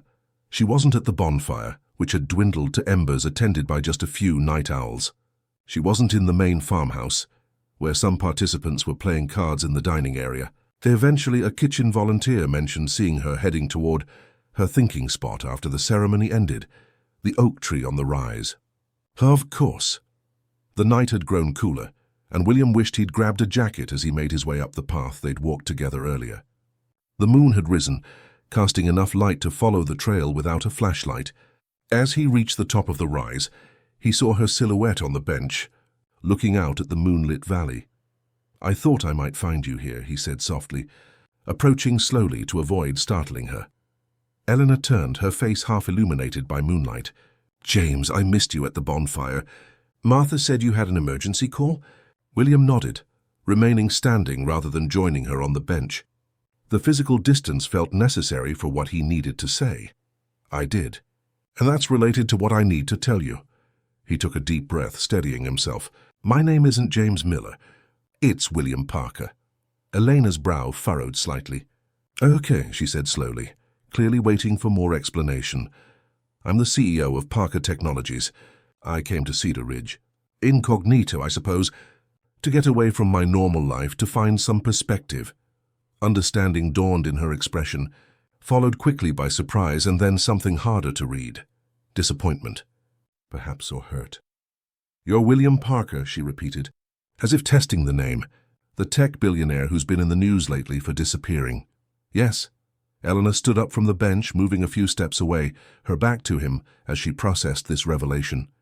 When she turned to face him again, her expression was carefully controlled. "Why the deception?" she asked, her voice remarkably steady. "Why not just come as yourself?" It was the central question, the one he'd been asking himself since arriving at Cedar Ridge. "I wanted to be seen as a person, not a portfolio," he answered honestly. "In my normal life, people don't interact with me. They interact with what I represent: wealth, power, opportunity. I wanted to know if I still existed apart from those things." Eleanor considered this, moonlight silvering her profile as she looked out over the valley again. "And do you exist apart from those things?" "I'm beginning to remember how," William said. "Being here, working with my hands, having conversations that weren't transactional, it's reminded me of who I was before success changed everything." "And our conversations?" Elena asked, turning to face him directly. "Were those part of your experiment in authenticity?" The edge in her voice made him wince. "They were the most genuine interactions I've had in years," he said, meaning every word. "Nothing about our conversations was false, except my name and specific details about my work. Everything else, what I shared about my past, my thoughts, my appreciation for you, all of that was real." Elena was silent for a long moment, processing his words. When she spoke again, her voice was quieter. The edge gone, but a wariness remaining. "Why tell me now? Why not just disappear back to your real life?" "Because you deserve the truth," William said, echoing Frank's wisdom. "And because what's happened between us these past days matters to me. I couldn't leave without you knowing who was really standing across from you."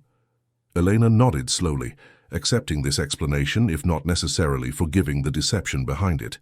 "So you're leaving? Tonight?" "I have to.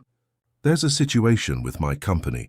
The board is meeting tomorrow morning to potentially remove me from leadership, at least temporarily. I need to be there." "I see." Elena's expression softened slightly. "Well, William Parker, I appreciate your honesty, belated though it may be." William took a tentative step closer. "I'm sorry for not being truthful from the start. I never expected to connect with anyone here the way I have with you." A small smile touched Elena's lips, though her eyes remained serious. "Life has a way of surprising us." She glanced at his packed bag. "Your ride is waiting, I assume?" "It is. Doug is driving me to meet a helicopter at dawn." Even saying it aloud felt absurd, a harsh re-entry into the privileged reality he'd temporarily escaped. Eleanor shook her head, a mix of disbelief and resignation in her expression. "A helicopter? Of course." She looked up at him directly. "So this is goodbye, then?" The finality in her voice prompted William to step closer, closing the distance between them.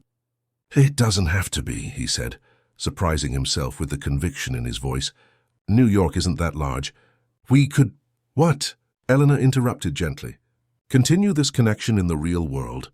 William Parker, billionaire CEO, and Elena Collins, struggling dance teacher, trying to fund a community arts center." She shook her head.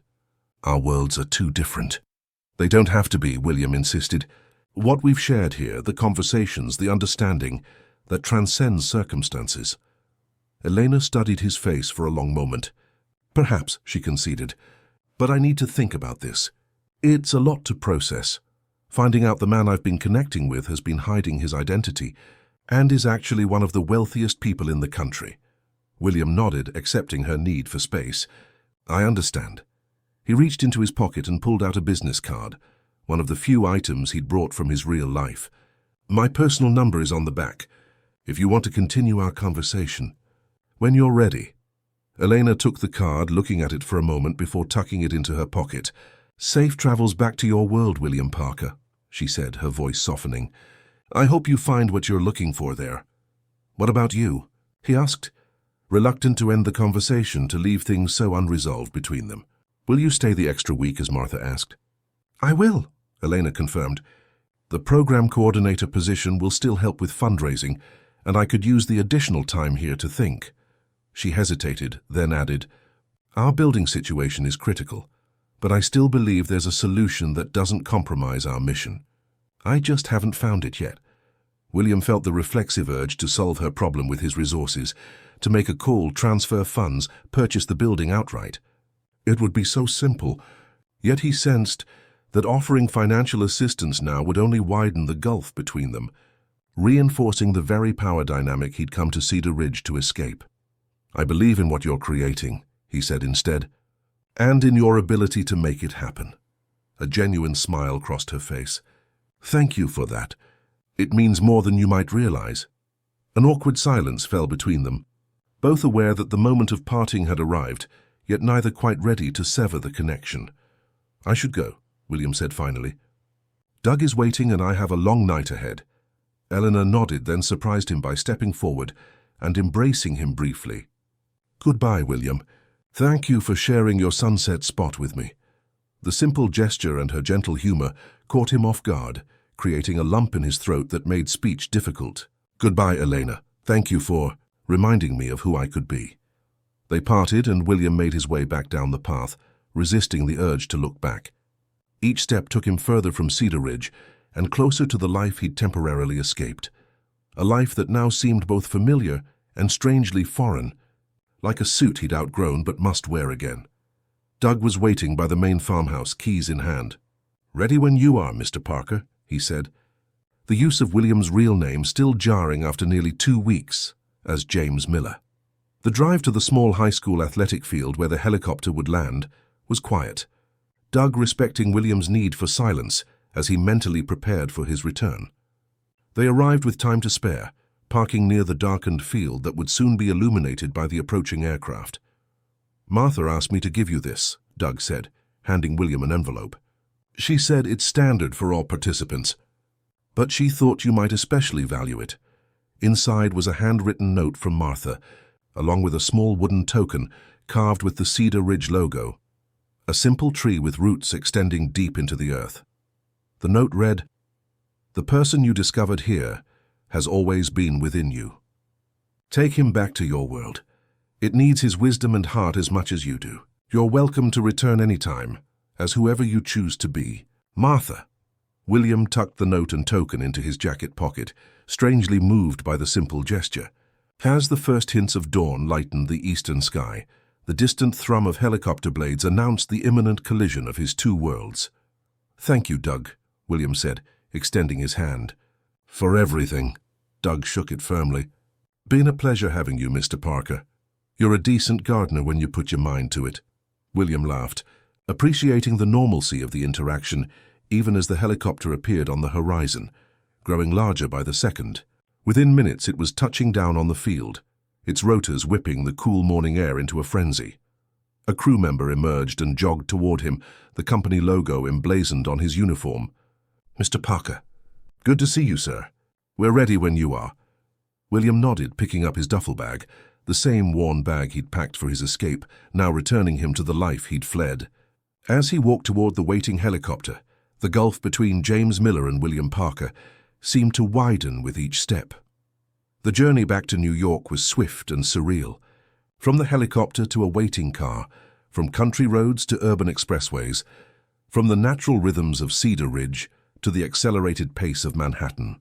By 7 a.m., William was entering his penthouse apartment, where everything remained exactly as he'd left it, immaculate, impersonal, and strangely empty. His executive assistant had arranged for a barber, a tailor with a fresh suit, and a full briefing on the board situation. Within 90 minutes, William Parker was physically transformed back into the polished CEO the world recognized, though internally, he felt the persistent presence of James Miller, a simpler version of himself he was reluctant to relinquish. As his driver navigated through morning traffic toward the company headquarters, William reviewed the briefing materials, absorbing the details of what had transpired in his absence. The Tokyo conference had proceeded without him, but his conspicuous absence had fueled speculation about company instability. Stock prices had fluctuated wildly before settling into a concerning downward trend. Key clients had called seeking reassurance, and several media outlets were running stories questioning his leadership and mental state. The familiar Parker Technologies building loomed ahead, its sleek glass exterior reflecting the morning sun. As the car pulled into the private underground garage, William felt a strange sense of dislocation, as if he were watching himself return to a life that no longer quite fit. Meredith was waiting at the private elevator, her relief evident as she saw him. "William, thank goodness. The board is assembling now. I've prepared a statement explaining your absence as a strategic retreat to focus on next-generation product development. Legal has reviewed it, and PR is standing by to release it immediately after the board meeting." The practiced efficiency of it all, the crafted narratives, the managed perceptions, struck William differently now. How much of his life had become a carefully orchestrated performance? "Thank you, Meredith," he said, stepping into the elevator. "But I'll be handling this differently." "No prepared statement yet." Her surprise was evident. "But William, the markets will respond to authenticity better than artifice," he finished as the elevator doors closed. The executive floor was buzzing with unusual activity as William strode through. Conversations halted mid-sentence as employees noticed his arrival, expressions ranging from surprise to relief to curiosity. He nodded acknowledgments but continued directly toward the boardroom, Meredith hurrying to keep pace beside him. "They're all here," she informed him quietly. "Jenkins is leading the charge for temporary reassignment of your duties. Chen and Abernathy are on your side, but the others are wavering." William absorbed this information with a calm that would have been impossible 2 weeks ago. The political maneuvering that once consumed his attention now seemed remarkably unimportant compared to the authentic connections he'd experienced at Cedar Ridge. At the boardroom door, he paused, turning to Meredith. "Whatever happens in there, I want you to know I appreciate your loyalty. You've been more than an assistant. You've been a steadying force in my life for 15 years. Meredith blinked, clearly taken aback by this unexpected acknowledgement. "Thank you, William. That means a lot." With a deep breath, William pushed open the boardroom doors and stepped into the next chapter of his story, carrying with him the lessons of Cedar Ridge and the lingering question of whether Elena Collins would ever call the number he'd left behind. The boardroom fell silent as William entered. 8 men and women in impeccable business attire sat around the polished conference table, their expressions transitioning from surprise to various forms of relief, concern and, in some cases, barely concealed frustration. At the head of the table, Richard Jenkins, the company's longest-serving board member, stood with papers in hand, clearly interrupted mid-speech. "William," he said, recovering quickly, "this was unexpected." William surveyed the room, noting the alliances and tensions written in their body language. These were people he'd hand-selected for their business acumen, strategic thinking, and complementary expertise. Yet in this moment, they felt like strangers, inhabitants of a world he'd viewed from a distance during his time at Cedar Ridge. "I believe I'm still CEO of this company," William replied evenly, taking his usual seat. "And as such, I'm exactly where I should be." Jenkins cleared his throat, exchanging glances with several other board members. "Your unexpected absence created significant concerns, William. The company has experienced tangible damage, an 8-point stock drop, delayed partnership announcements, and considerable media speculation." He tapped the papers in his hand. "We were about to vote on emergency leadership protocols under Article 7 of the company bylaws." William nodded, acknowledging the situation without defensiveness. "I understand. My absence was unplanned and poorly communicated. For that, I apologize to all of you." The simple, direct apology, devoid of qualifications or deflections, caught them off guard. William Parker was known for many things, but straightforward admission of error was not among them. "However," he continued, "I believe what I discovered during my time away will ultimately prove more valuable to Parker Technologies than my presence at the Tokyo conference." Emily Chen, the board's youngest member and a respected technology ethicist, leaned forward. "Would you care to elaborate, William? Where exactly were you, and what was so important that you disappeared without proper transition protocols?" William considered his response carefully. 2 weeks ago, he would have crafted a narrative designed to reassert control, something about strategic vision or competitive intelligence. Now the thought of such calculated maneuvering felt exhausting and pointless. "I was at a community volunteer program in rural Vermont," he said simply. "Living anonymously, working with my hands, and reconnecting with the fundamental values that built this company in the first place." A beat of stunned silence followed this disclosure. Michael Abernathy, the company's former CFO and William's longtime ally on the board, failed to suppress a short laugh. Vermont? You were pulling weeds while we were putting out fires. Essentially, yes, William confirmed, allowing a small smile. Along with building fences, cooking communal meals, and learning to make pasta from scratch. Jenkins shook his head in disbelief. William, with all due respect, this sounds like some sort of midlife crisis. The company can't afford its CEO taking impromptu vision quests without proper succession planning. You're absolutely right, William agreed, surprising Jenkins into silence. My approach was irresponsible to the organization and unfair to all of you. That's a failure of leadership I take full responsibility for. He stood up and walked to the window, looking out at the Manhattan skyline, a vista vastly different from the Vermont valleys he'd admired just hours earlier. When I founded this company 15 years ago, I had a clear purpose: to create technology that connected people in meaningful ways, that made information more accessible, that solved real human problems. He turned back to face the board. Somewhere along the way, that purpose became secondary to growth metrics, market share and quarterly earnings. We started measuring success by stock price rather than real-world impact. Emily Chen was watching him with growing interest. And your time in Vermont helped you reassess these priorities? It did, William confirmed. I experienced connection without technology, purpose without profit, and value without valuation. He returned to the table, placing both hands on its surface as he looked around at each board member. I believe Parker Technologies needs to reorient itself toward its original mission if we want to create sustainable value, both financial and societal. Jenkins sighed, exchanging glances with several other board members. While I appreciate this moment of philosophical clarity, William, it doesn't address the immediate issues at hand. The markets are nervous, the press is speculative, and our leadership appeared unstable. We need concrete actions, not vision statements. I agree, William said, straightening, which is why I'm proposing 3 immediate actions. First, a personal statement to employees and shareholders explaining my absence as exactly what it was, a needed reset to reconnect with our company's core values. Second, an accelerated launch of our digital equity initiative, focusing on bringing our technologies to underserved communities at accessible price points. And third, a restructuring of our executive compensation to tie bonuses not just to financial performance, but to measurable social impact metrics. The board members exchanged uncertain glances, clearly trying to assess whether William's proposals represented visionary leadership or continued instability. These are significant shifts, Abernathy noted cautiously.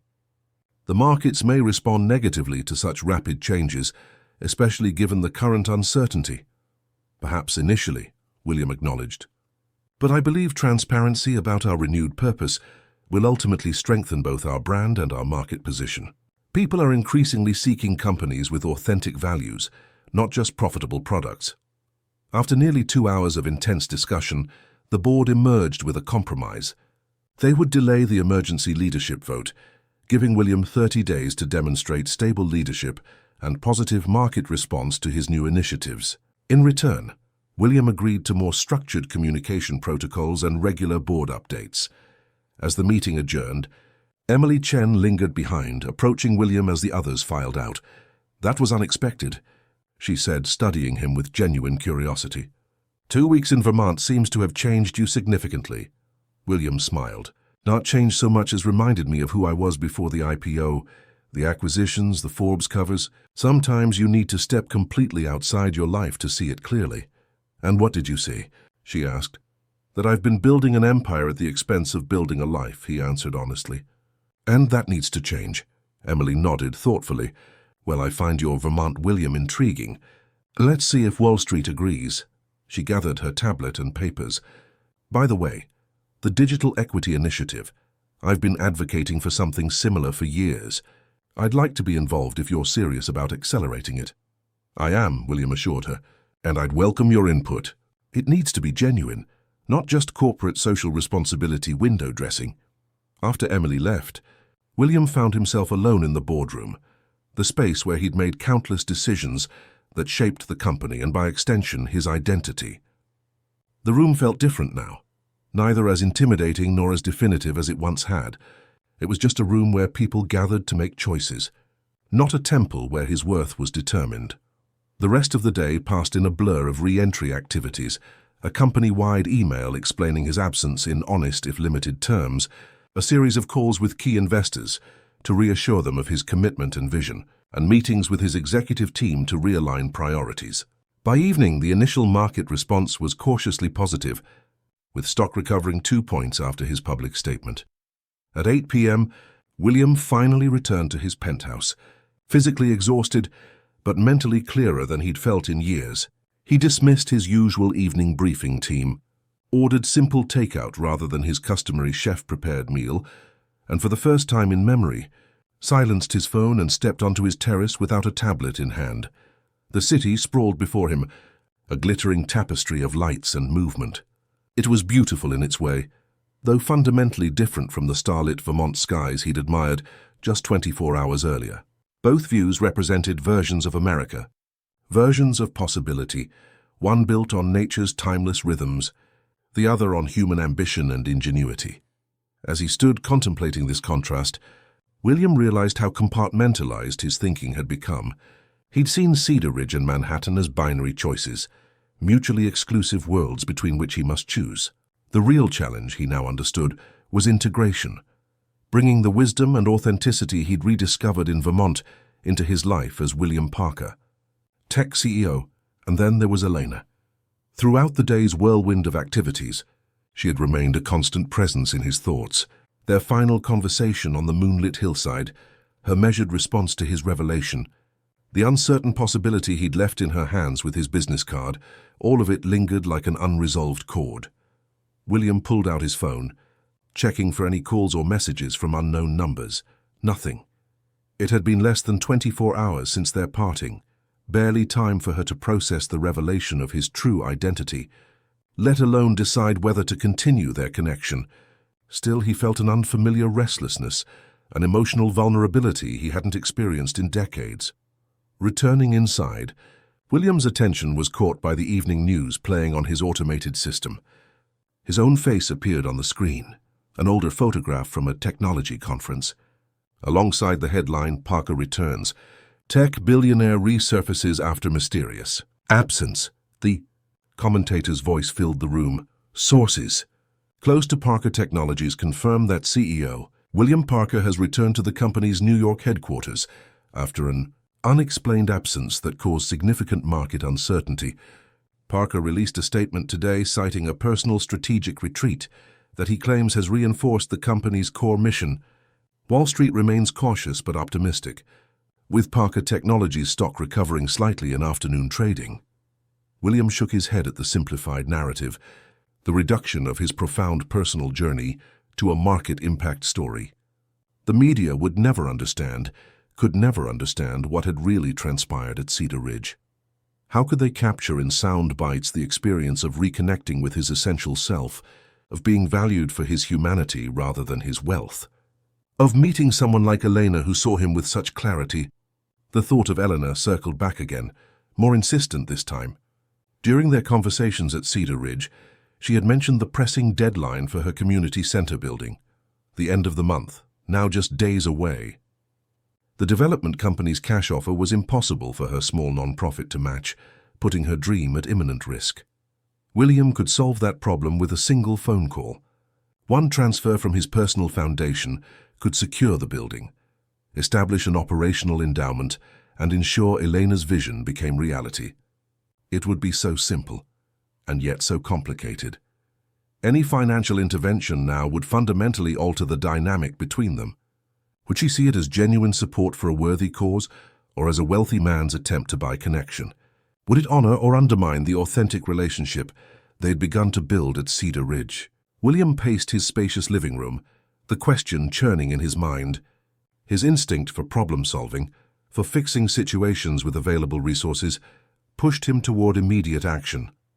But the wisdom he'd gained at Cedar Ridge urged caution, respect for Elena's agency, and the integrity of her journey. The solution, when it came to him, felt right in its balance of action and restraint. He would help secure the building, but anonymously, through a third-party foundation with no connection to him. Eleanor would still face the challenges of developing and sustaining her program, still have ownership of her vision, but with the fundamental obstacle of space removed. With this decision made, William made a single call to his personal attorney, giving clear instructions for an anonymous donation to be channeled through an established arts foundation. The amount would cover the building purchase and basic renovations, nothing more. The transaction would be completed within 48 hours, with no conditions attached beyond the property's use for community arts programming. "Are you sure about the anonymity, William?" his attorney asked, clearly puzzled. "Usually you prefer naming rights or at least private acknowledgement." "I'm sure," William confirmed. "This needs to stand on its own merits, not because of who provided the funding." After ending the call, William felt a weight lift from his shoulders. He had found a middle path, supporting Elena's vision without imposing himself upon it. Whether or not she ever called him, her community center would have its home. The following week passed in a rhythm that felt both familiar and subtly transformed. William attended meetings, made decisions, and navigated the complex ecosystem of a major technology company. Yet he did so with a shifted perspective, asking different questions, listening more deeply, and repeatedly redirecting conversations from pure profit metrics to balanced considerations of impact. His executive team noticed the change immediately. Some adapted readily, especially those who had been with the company since its early, more mission-driven days. Others struggled with the expanded focus, their discomfort evident in side conversations and passive resistance. William observed these reactions with interest, making mental notes about who might thrive in the company's evolving culture and who might eventually need to find opportunities elsewhere. The Digital Equity Initiative gained momentum rapidly, with Emily Chen taking a leading advisory role. They assembled a cross-functional team to develop affordable versions of the company's key products, designed specifically for schools, community centers, and public libraries in underserved areas. William insisted on field research rather than market projections, sending team members to spend time in the communities they aimed to serve. "We need to understand their actual needs, not our assumptions about them," he explained during a strategy session. "The best technology solves real problems, not theoretical ones." Throughout these busy days, William maintained certain changes to his personal routine that reflected his Cedar Ridge experience. He simplified his wardrobe, declining Meredith's suggestion to replace his entire closet, as was his usual quarterly practice. He reserved 2 evenings each week free from business obligations, using the time instead for walks through the city, visits to small local restaurants, and in one surprising instance, a community pottery class where no one recognized him. Most significantly, William found himself engaging differently with the people who supported his daily life. His driver, the building staff, the office maintenance crew. He learned names, asked genuine questions, and expressed authentic appreciation. These small interactions, once perfunctory exchanges with interchangeable service providers, became meaningful human connections that anchored his days in a new way. And still, no call from Elena.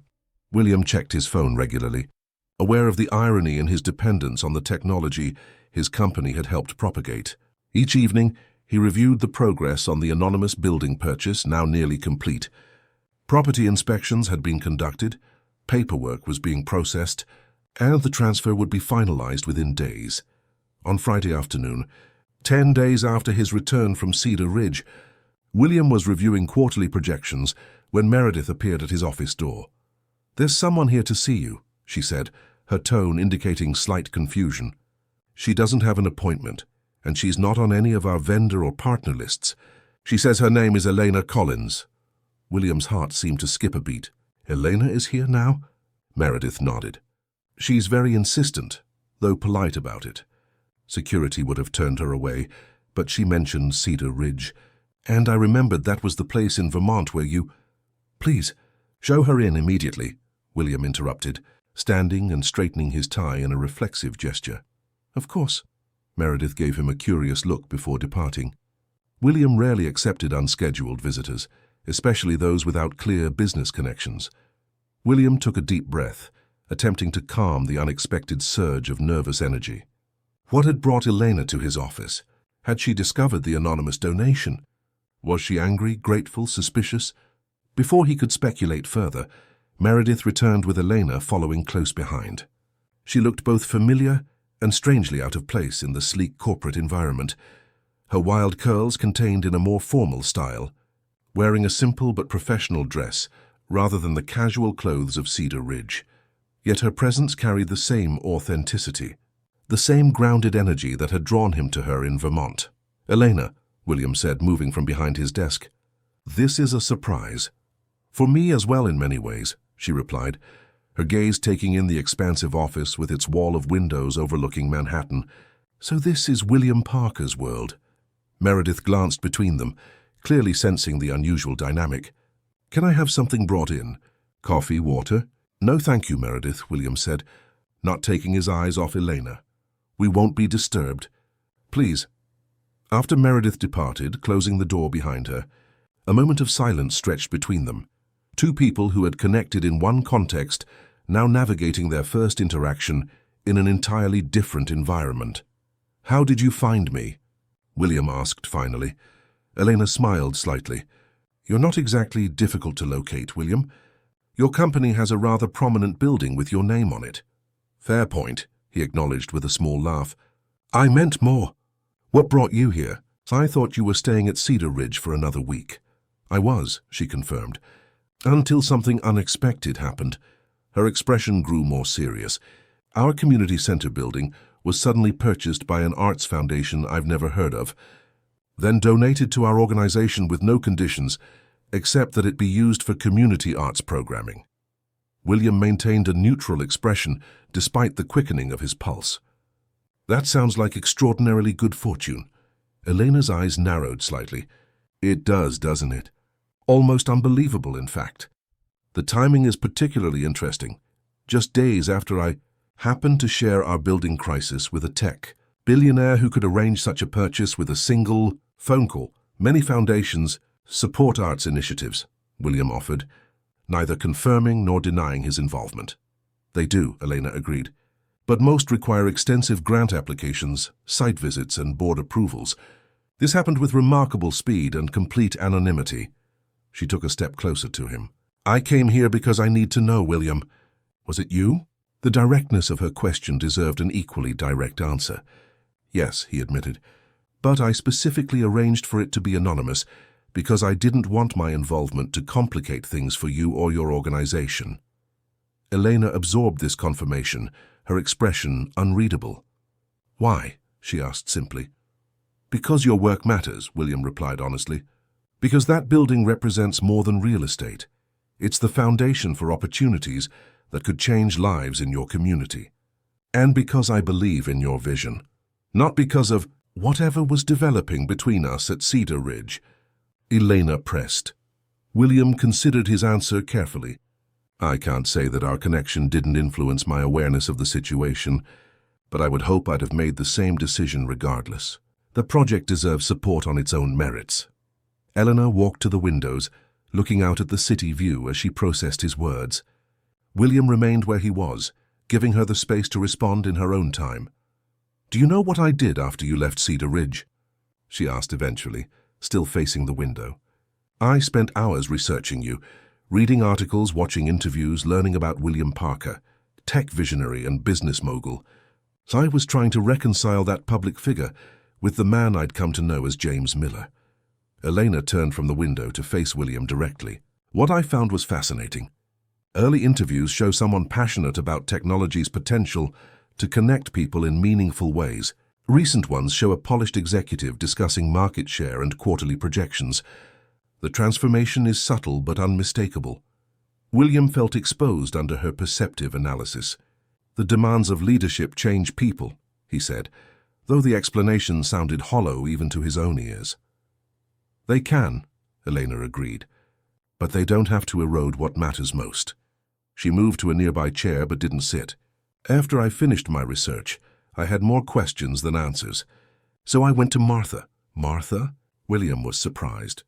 "What did she say?" "She told me something interesting.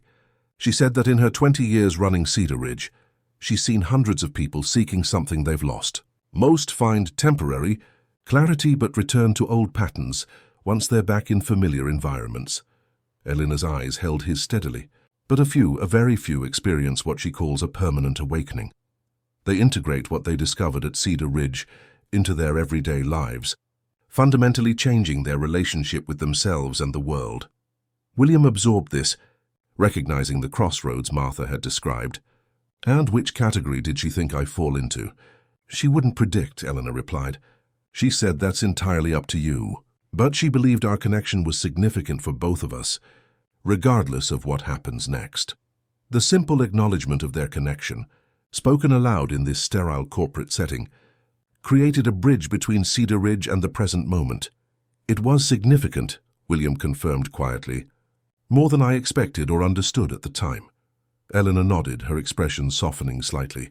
"That's partly why I came today, to see if the man I met in Vermont still exists here, in this tower of glass and steel, to understand if what we shared was real or just a product of that unique environment."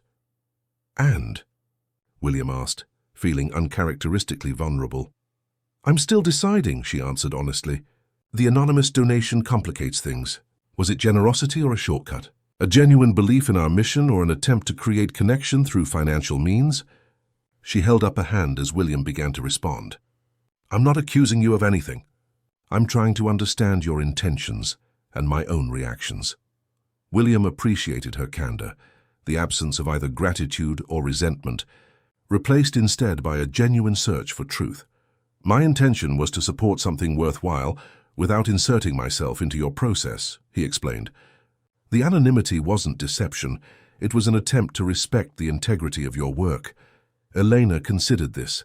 And if I had never traced it back to you, if I had never shown up here today, then your community would still have its building and your program would have a home," William answered simply. "That outcome matters more than my involvement being known or appreciated." Something in his response seemed to resonate with her. Elena finally sat in the chair, her posture relaxing slightly.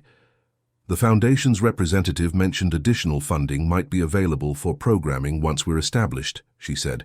"I'm guessing that's also your doing." "It could be," William acknowledged, "if the center demonstrates impact and needs growth capital. But that would be evaluated by the Foundation based on results, not by me personally." Elena nodded, apparently satisfied with this arrangement. "That's fair. We don't want handouts. We want sustainable support based on the value we create." "I know," William said. "That's why I structured it this way." He hesitated, then moved to sit in the chair across from her, bringing them to eye level. "Elena, may I ask why you decided to come here in person? You could have called the number I gave you."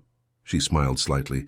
"I needed to see you in your natural habitat, to understand if the William Parker who runs this empire is someone I want in my life in any capacity." Her directness was refreshing in an office where people typically measured every word carefully. "And what have you concluded?" William asked, trying to keep the hopeful note from his voice. "That it's complicated," she replied honestly. "The man I see today is neither fully James Miller nor entirely the William Parker I researched. You're somewhere in between, evolving perhaps." The assessment was perceptive and fair. William felt no need to defend or explain himself further. "Would you like a tour?" he offered unexpectedly. "Not just of the executive floor, but of the whole operation. The real Parker technologies, not the polished version we show to investors." Elena seemed surprised by the suggestion. "You don't have meetings or calls?" "Hey, it's the middle of a workday." William smiled. "One benefit of being CEO, I can occasionally rearrange my schedule on short notice." The spontaneity of the offer seemed to intrigue her. "All right," she agreed. "Show me your world, William Parker." Over the next 2 hours, William led Elena through the various departments of Parker Technologies, not the sanitized tour given to VIPs, but an authentic look at the company's inner workings. They visited the engineering labs where prototype devices were being tested, the Customer Experience Center, where support specialists helped users navigate technical challenges, and the incubation spaces where small teams worked on speculative projects that might never reach the market. Throughout the tour, William was struck by how differently he interacted with his employees with Elena beside him. He found himself asking more meaningful questions, listening more attentively, and expressing more genuine appreciation for their efforts. Her presence seemed to anchor him in the authentic leadership style he'd been striving to recapture since returning from Cedar Ridge. For her part, Elena observed everything with keen interest, asking insightful questions that often revealed aspects of the company's work even William hadn't fully considered. She connected easily with people at all levels of the organization, from senior engineers to cafeteria staff, bringing the same genuine curiosity to each interaction. They ended the tour in a small, plant-filled atrium on the 20th floor, a quiet space William had included in the building design but rarely visited himself. "This reminds me a bit of Cedar Ridge," Elena observed, touching the leaf of a thriving fern, a little pocket of nature amidst all the technology. "That was the intention," William acknowledged, "though I've clearly underutilized it." "What do you think your employees made of our tour?" Elena asked, sitting on a bench beneath a small indoor tree. "Hers seemed like some were surprised to see you in their departments." William smiled ruefully. "I've been too isolated in the executive suite. Another pattern I'm working to change." He sat beside her, leaving a respectful distance between them. "What did you think of Parker Technologies?" "I think it's at a crossroads," Elena replied thoughtfully. "I can see both the idealistic mission you started with and the corporate behemoth it's become. The question is which direction prevails going forward." Her assessment echoed William's own thoughts so precisely that he laughed. "You'd make an excellent management consultant." "I prefer dance teacher," she said with a smile. "But human motivation is fascinating in any context." A comfortable silence fell between them, reminiscent of their conversations on the Cedar Ridge porch. For the first time since her arrival, the tension of their complicated situation seemed to ease, replaced by the simple pleasure of each other's company. "I have something to show you," William said eventually, pulling out his phone. He opened a document and handed it to her. "This is the initial concept for our digital equity initiative. We're creating affordable versions of our core technologies, specifically for community centers, schools and libraries in underserved areas." Elena scrolled through the document with growing interest. "This is impressive. When did you develop this?" "It's been a back-burner project for years," William admitted, "but since returning from Cedar Ridge, I've made it a top priority. Your community center would be an ideal pilot location if you're interested." Elena handed the phone back, studying him with renewed attention. "This isn't about me or our center specifically, is it?" "This has been your vision all along," William nodded. "It has. Cedar Ridge reminded me why I started this company in the first place, to create technology that serves human connection and potential, not the other way around." He hesitated, then added, "You reminded me, Elena, your passion for your work, your clarity of purpose." It reflected back what I'd lost sight of in my own. The honesty of his statement hung between them, creating a moment of genuine vulnerability rarely experienced in the carefully controlled environment of Parker Technologies. "Thank you for saying that," Elena said softly. "And for showing me all this today." She glanced at her watch. "I should go. I have a meeting with our board this evening to discuss next steps now that we've secured the building." William nodded, feeling a mix of disappointment at her departure and uncertainty about where they stood. "Of course. May I have my driver take you wherever you need to go?" "Thank you, but I'll manage," she replied, standing. The subway worked fine on the way here. William walked with her to the elevator, hyper-aware of the curious glances from employees as they passed through the open office area. At the elevator bank, he pressed the call button, then turned to face her. "Eleanor, he began, then stopped, unsure how to articulate the complex mix of thoughts and feelings her visit had stirred. "I'm glad you came today," she smiled, the same warm, genuine expression he'd first been drawn to at Cedar Ridge. "So am I." The elevator arrived, doors sliding open silently. Before stepping in, Elena reached into her bag and handed him a simple cream-colored envelope. "This is for you. Open it after I've gone." Before William could respond, she was in the elevator, the doors closing between them. He stood there for a moment, the envelope in his hand, aware of the curious looks from his administrative team, but unable to summon his usual corporate demeanor. Back in his office, William closed the door and opened the envelope. Inside was an invitation printed on recycled paper. The Brooklyn Community Arts Collective. Invites. you to the opening celebration of our new home. Saturday, June 15th, 4:02 p.m. for 375 Atlantic Avenue, Brooklyn. A celebration of creativity, community, and new beginnings. No formal attire required. Come as you are. At the bottom, handwritten in flowing script, was a personal note. William. This space will change lives because of your generosity, anonymous though it was intended to be. I would be honored if you would attend, not as a donor or a CEO, but simply as yourself, whoever that is becoming. Eleanor. P.S. The man I met at Cedar Ridge is still here. I saw him today in glimpses and moments. I'd like to know him better. William read the note twice, his heart beating faster at the postscript. It wasn't a declaration or a promise, just an opening, a possibility. But after decades of transactional relationships and strategic connections, the simple, honest expression of interest felt more valuable than any business deal he'd ever closed. The 3 weeks leading up to the community center opening were among the most transformative of William's professional life. The board, seeing the positive market response to his renewed vision and the enthusiastic employee reaction to the digital equity initiative, fully endorsed his leadership.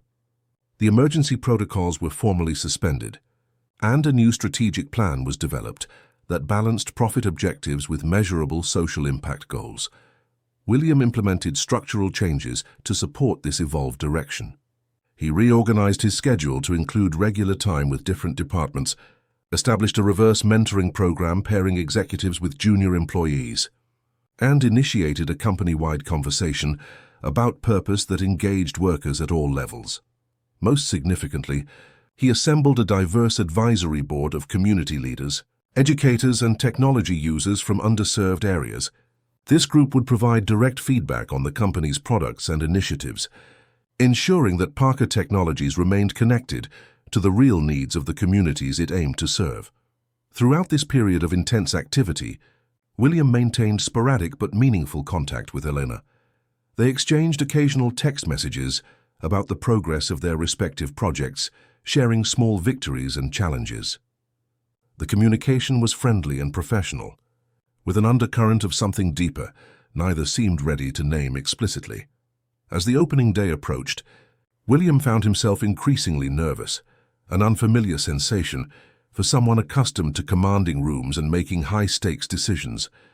He changed his outfit 3 times that Saturday morning, finally settling on dark jeans, a casual button-down shirt, and a sport coat, a balance between his corporate uniform and the casual attire of Cedar Ridge. The community center was located in a former warehouse in a transitional Brooklyn neighborhood, an area showing signs of revitalization while still maintaining its diverse, working-class character. When William arrived, walking the final blocks rather than having his driver drop him at the door, he was struck by the transformation of the building. The previously nondescript industrial facade had been painted a warm terracotta, with a vibrant mural depicting dancers, musicians, and artists spanning one entire wall.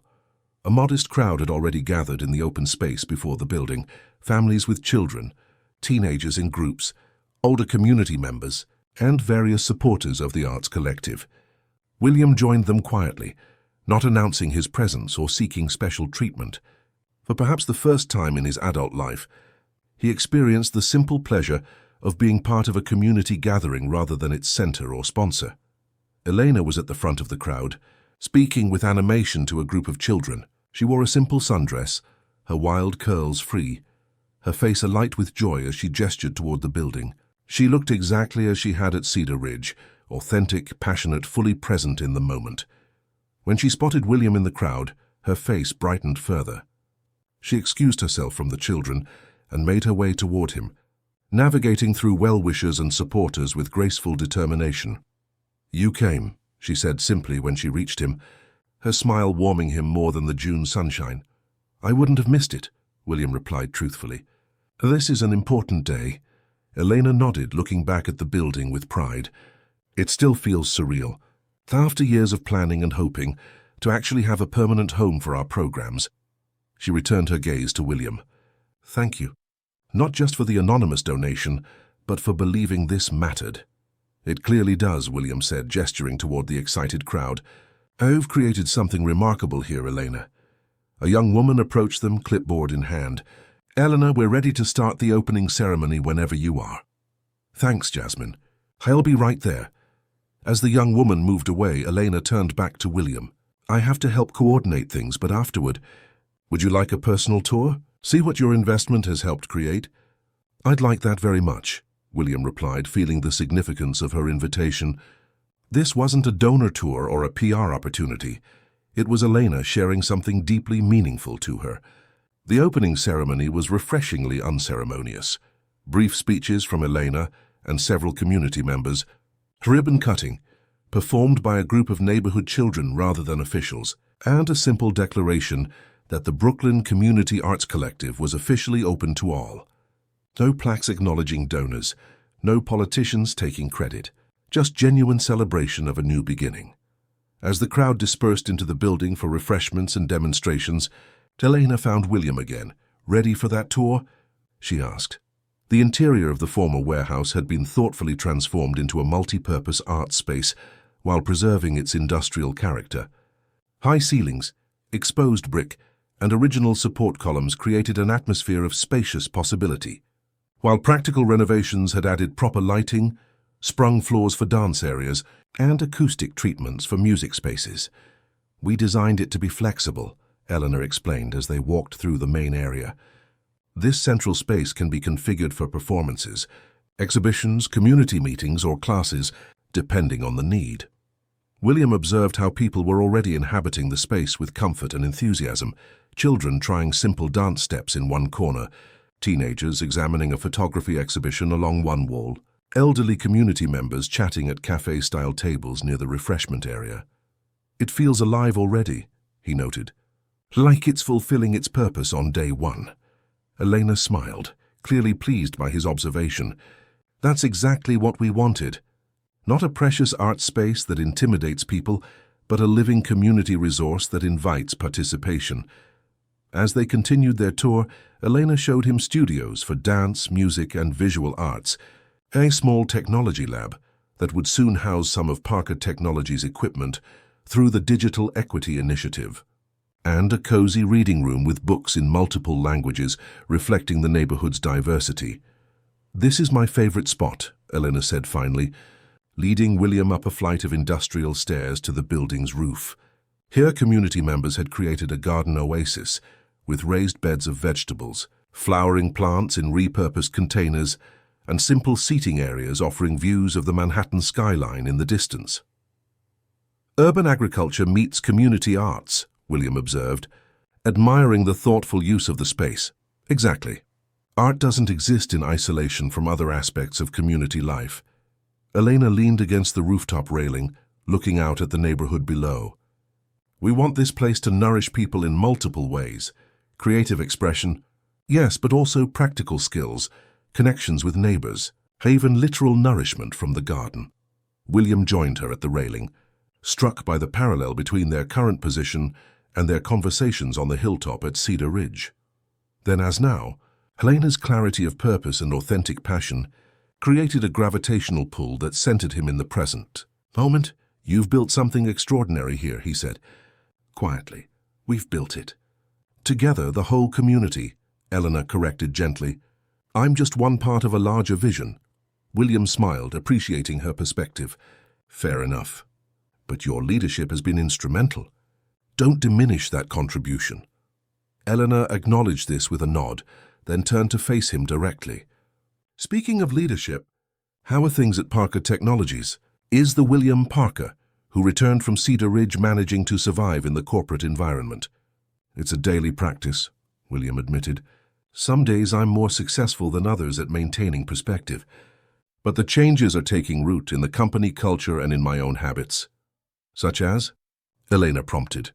I've restructured my schedule to include regular time with different teams throughout the company, not just executives. I've established an advisory board of actual users from diverse communities. I've reconnected with our original mission and made it central to our strategy again. William smiled slightly. I've even started making my own coffee occasionally, much to my assistant's confusion. Elena laughed. Small revolutions. Exactly. William hesitated, then added, "But the biggest change is internal, remembering that my value isn't determined by stock prices or media coverage, that the person I am matters more than the position I hold." "That's the hardest lesson," Elena agreed softly. "And the most important one." They stood in companionable silence for a moment, the sounds of celebration drifting up from below. William felt a rare sense of perfect alignment, being exactly where he should be, with precisely the right person at the perfect moment in time. "Elena," he said finally, turning toward her, "I've been thinking about what Martha said, about people either having temporary clarity at Cedar Ridge or experiencing permanent awakening. I want mine to be permanent. I want to integrate what I rediscovered there into my daily life here." She studied his face, her expression thoughtful. "That takes ongoing practice, not just good intentions." "I know," William acknowledged, "and I'd like your help with that practice." Elena raised an eyebrow, waiting for him to continue. "Not as a consultant or a guru," William clarified with a small smile, "but as someone in my life who knew me as James before knowing me as William, someone who can remind me of who I am beneath the titles and trappings." "Are you asking me to be your authenticity coach?" Elena asked, a teasing note in her voice, though her eyes remained serious. "I'm asking if we might explore whatever this connection between us is," William replied honestly. "Not as CEO and program director, not as donor and recipient, but as William and Elena, two people who met on a more level playing field than we stand on now, but who recognized something worthwhile in each other." Elena was quiet for a long moment, her gaze steady on his face.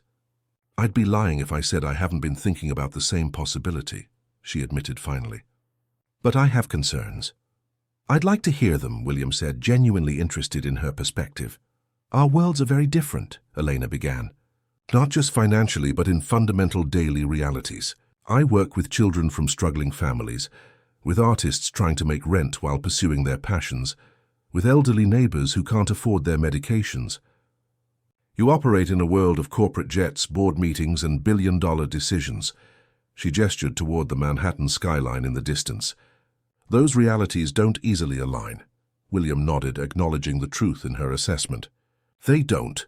But maybe that's precisely why this connection matters. Maybe we each have something essential to offer the other's perspective." "Perhaps," Elena conceded. "But there's also the power imbalance to consider. You've already intervened significantly in my professional life with the building donation. Any personal relationship would be complicated by that dynamic."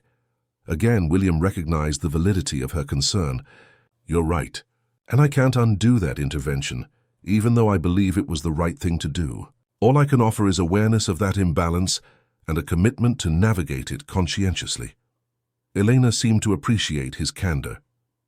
"And then there's the question of whether the connection we felt at Cedar Ridge can translate to the real world at all. That environment was designed to foster authentic connection, to strip away the usual barriers between people. Here, those barriers exist for a reason. They help us navigate complex social systems." "That's the central question, isn't it?" William agreed. "Whether what we discovered there was situational or fundamental." He paused, choosing his next words carefully. "I believe it was fundamental. The circumstances at Cedar Ridge created the opportunity, but the connection itself came from who we are, not where we were." Elena's expression softened. "I want to believe that too." A burst of laughter from the garden below drew their attention momentarily. Children were dancing in a circle, led by one of the collective's teachers, their faces alight with simple joy.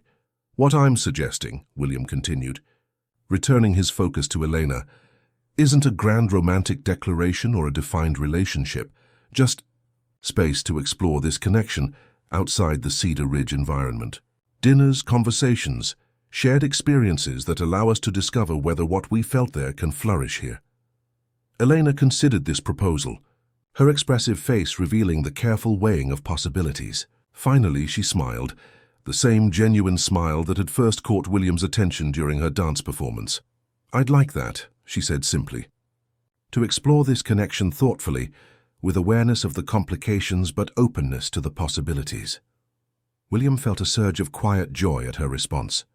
Not the sharp exhilaration of a business victory or the fleeting satisfaction of a luxury purchase, but something deeper and more sustaining, the pleasure of authentic human connection. "When might we start this exploration?" he asked, returning her smile. Elena glanced down at the celebration continuing below. "I have responsibilities here for a few more hours. But afterward, would you like to have dinner at a little Ethiopian restaurant in the neighborhood? It's nothing fancy, but the food is incredible. And the owner is one of our community supporters." "I'd like that very much," William replied, appreciating both the invitation and what it represented, Elena bringing him into her world rather than adapting to his. As they made their way back downstairs to rejoin the opening festivities, William felt a profound sense of having come full circle. He had left Manhattan seeking escape from a life that felt increasingly hollow despite its external success. He had found at Cedar Ridge not just temporary respite, but a pathway back to his authentic self. And now he was returning to his life in New York with new purpose, new perspective, and the possibility of a connection that honored both who he had been and who he was becoming. The community center buzzed with activity around them, children learning dance steps, teenagers setting up a spoken word performance, elderly neighbors arranging flowers from the rooftop garden. In this vibrant space that existed because of both Elena's vision and his resources, William saw a metaphor for what they might create together, something that transcended their individual worlds to serve a greater purpose. As Elena was called away to help with the next scheduled activity, she squeezed William's hand briefly. "See you in a few hours," she said, her eyes conveying more than her casual words. William watched her move through the crowd, engaging effortlessly with people of all ages and backgrounds, her presence creating a center of positive energy wherever she went. He felt a deep certainty that whether their personal connection flourished into something deeper or remained a meaningful friendship, the bridge they were building between their worlds would benefit both. In that moment, standing in a repurposed warehouse in Brooklyn, as far from his penthouse lifestyle as he could imagine, William Parker felt truly at home for the first time in decades. Not because of where he was, but because of who he was allowing himself to be, authentic, vulnerable, connected to something larger than himself. The journey that had begun with his impulsive escape to Cedar Ridge was far from over. The challenges of maintaining his rediscovered authenticity within the demands of his position would be ongoing. The potential relationship with Elena would require careful navigation of complex dynamics. The evolution of Parker Technologies toward a more balanced purpose would face resistance from market forces and entrenched interests.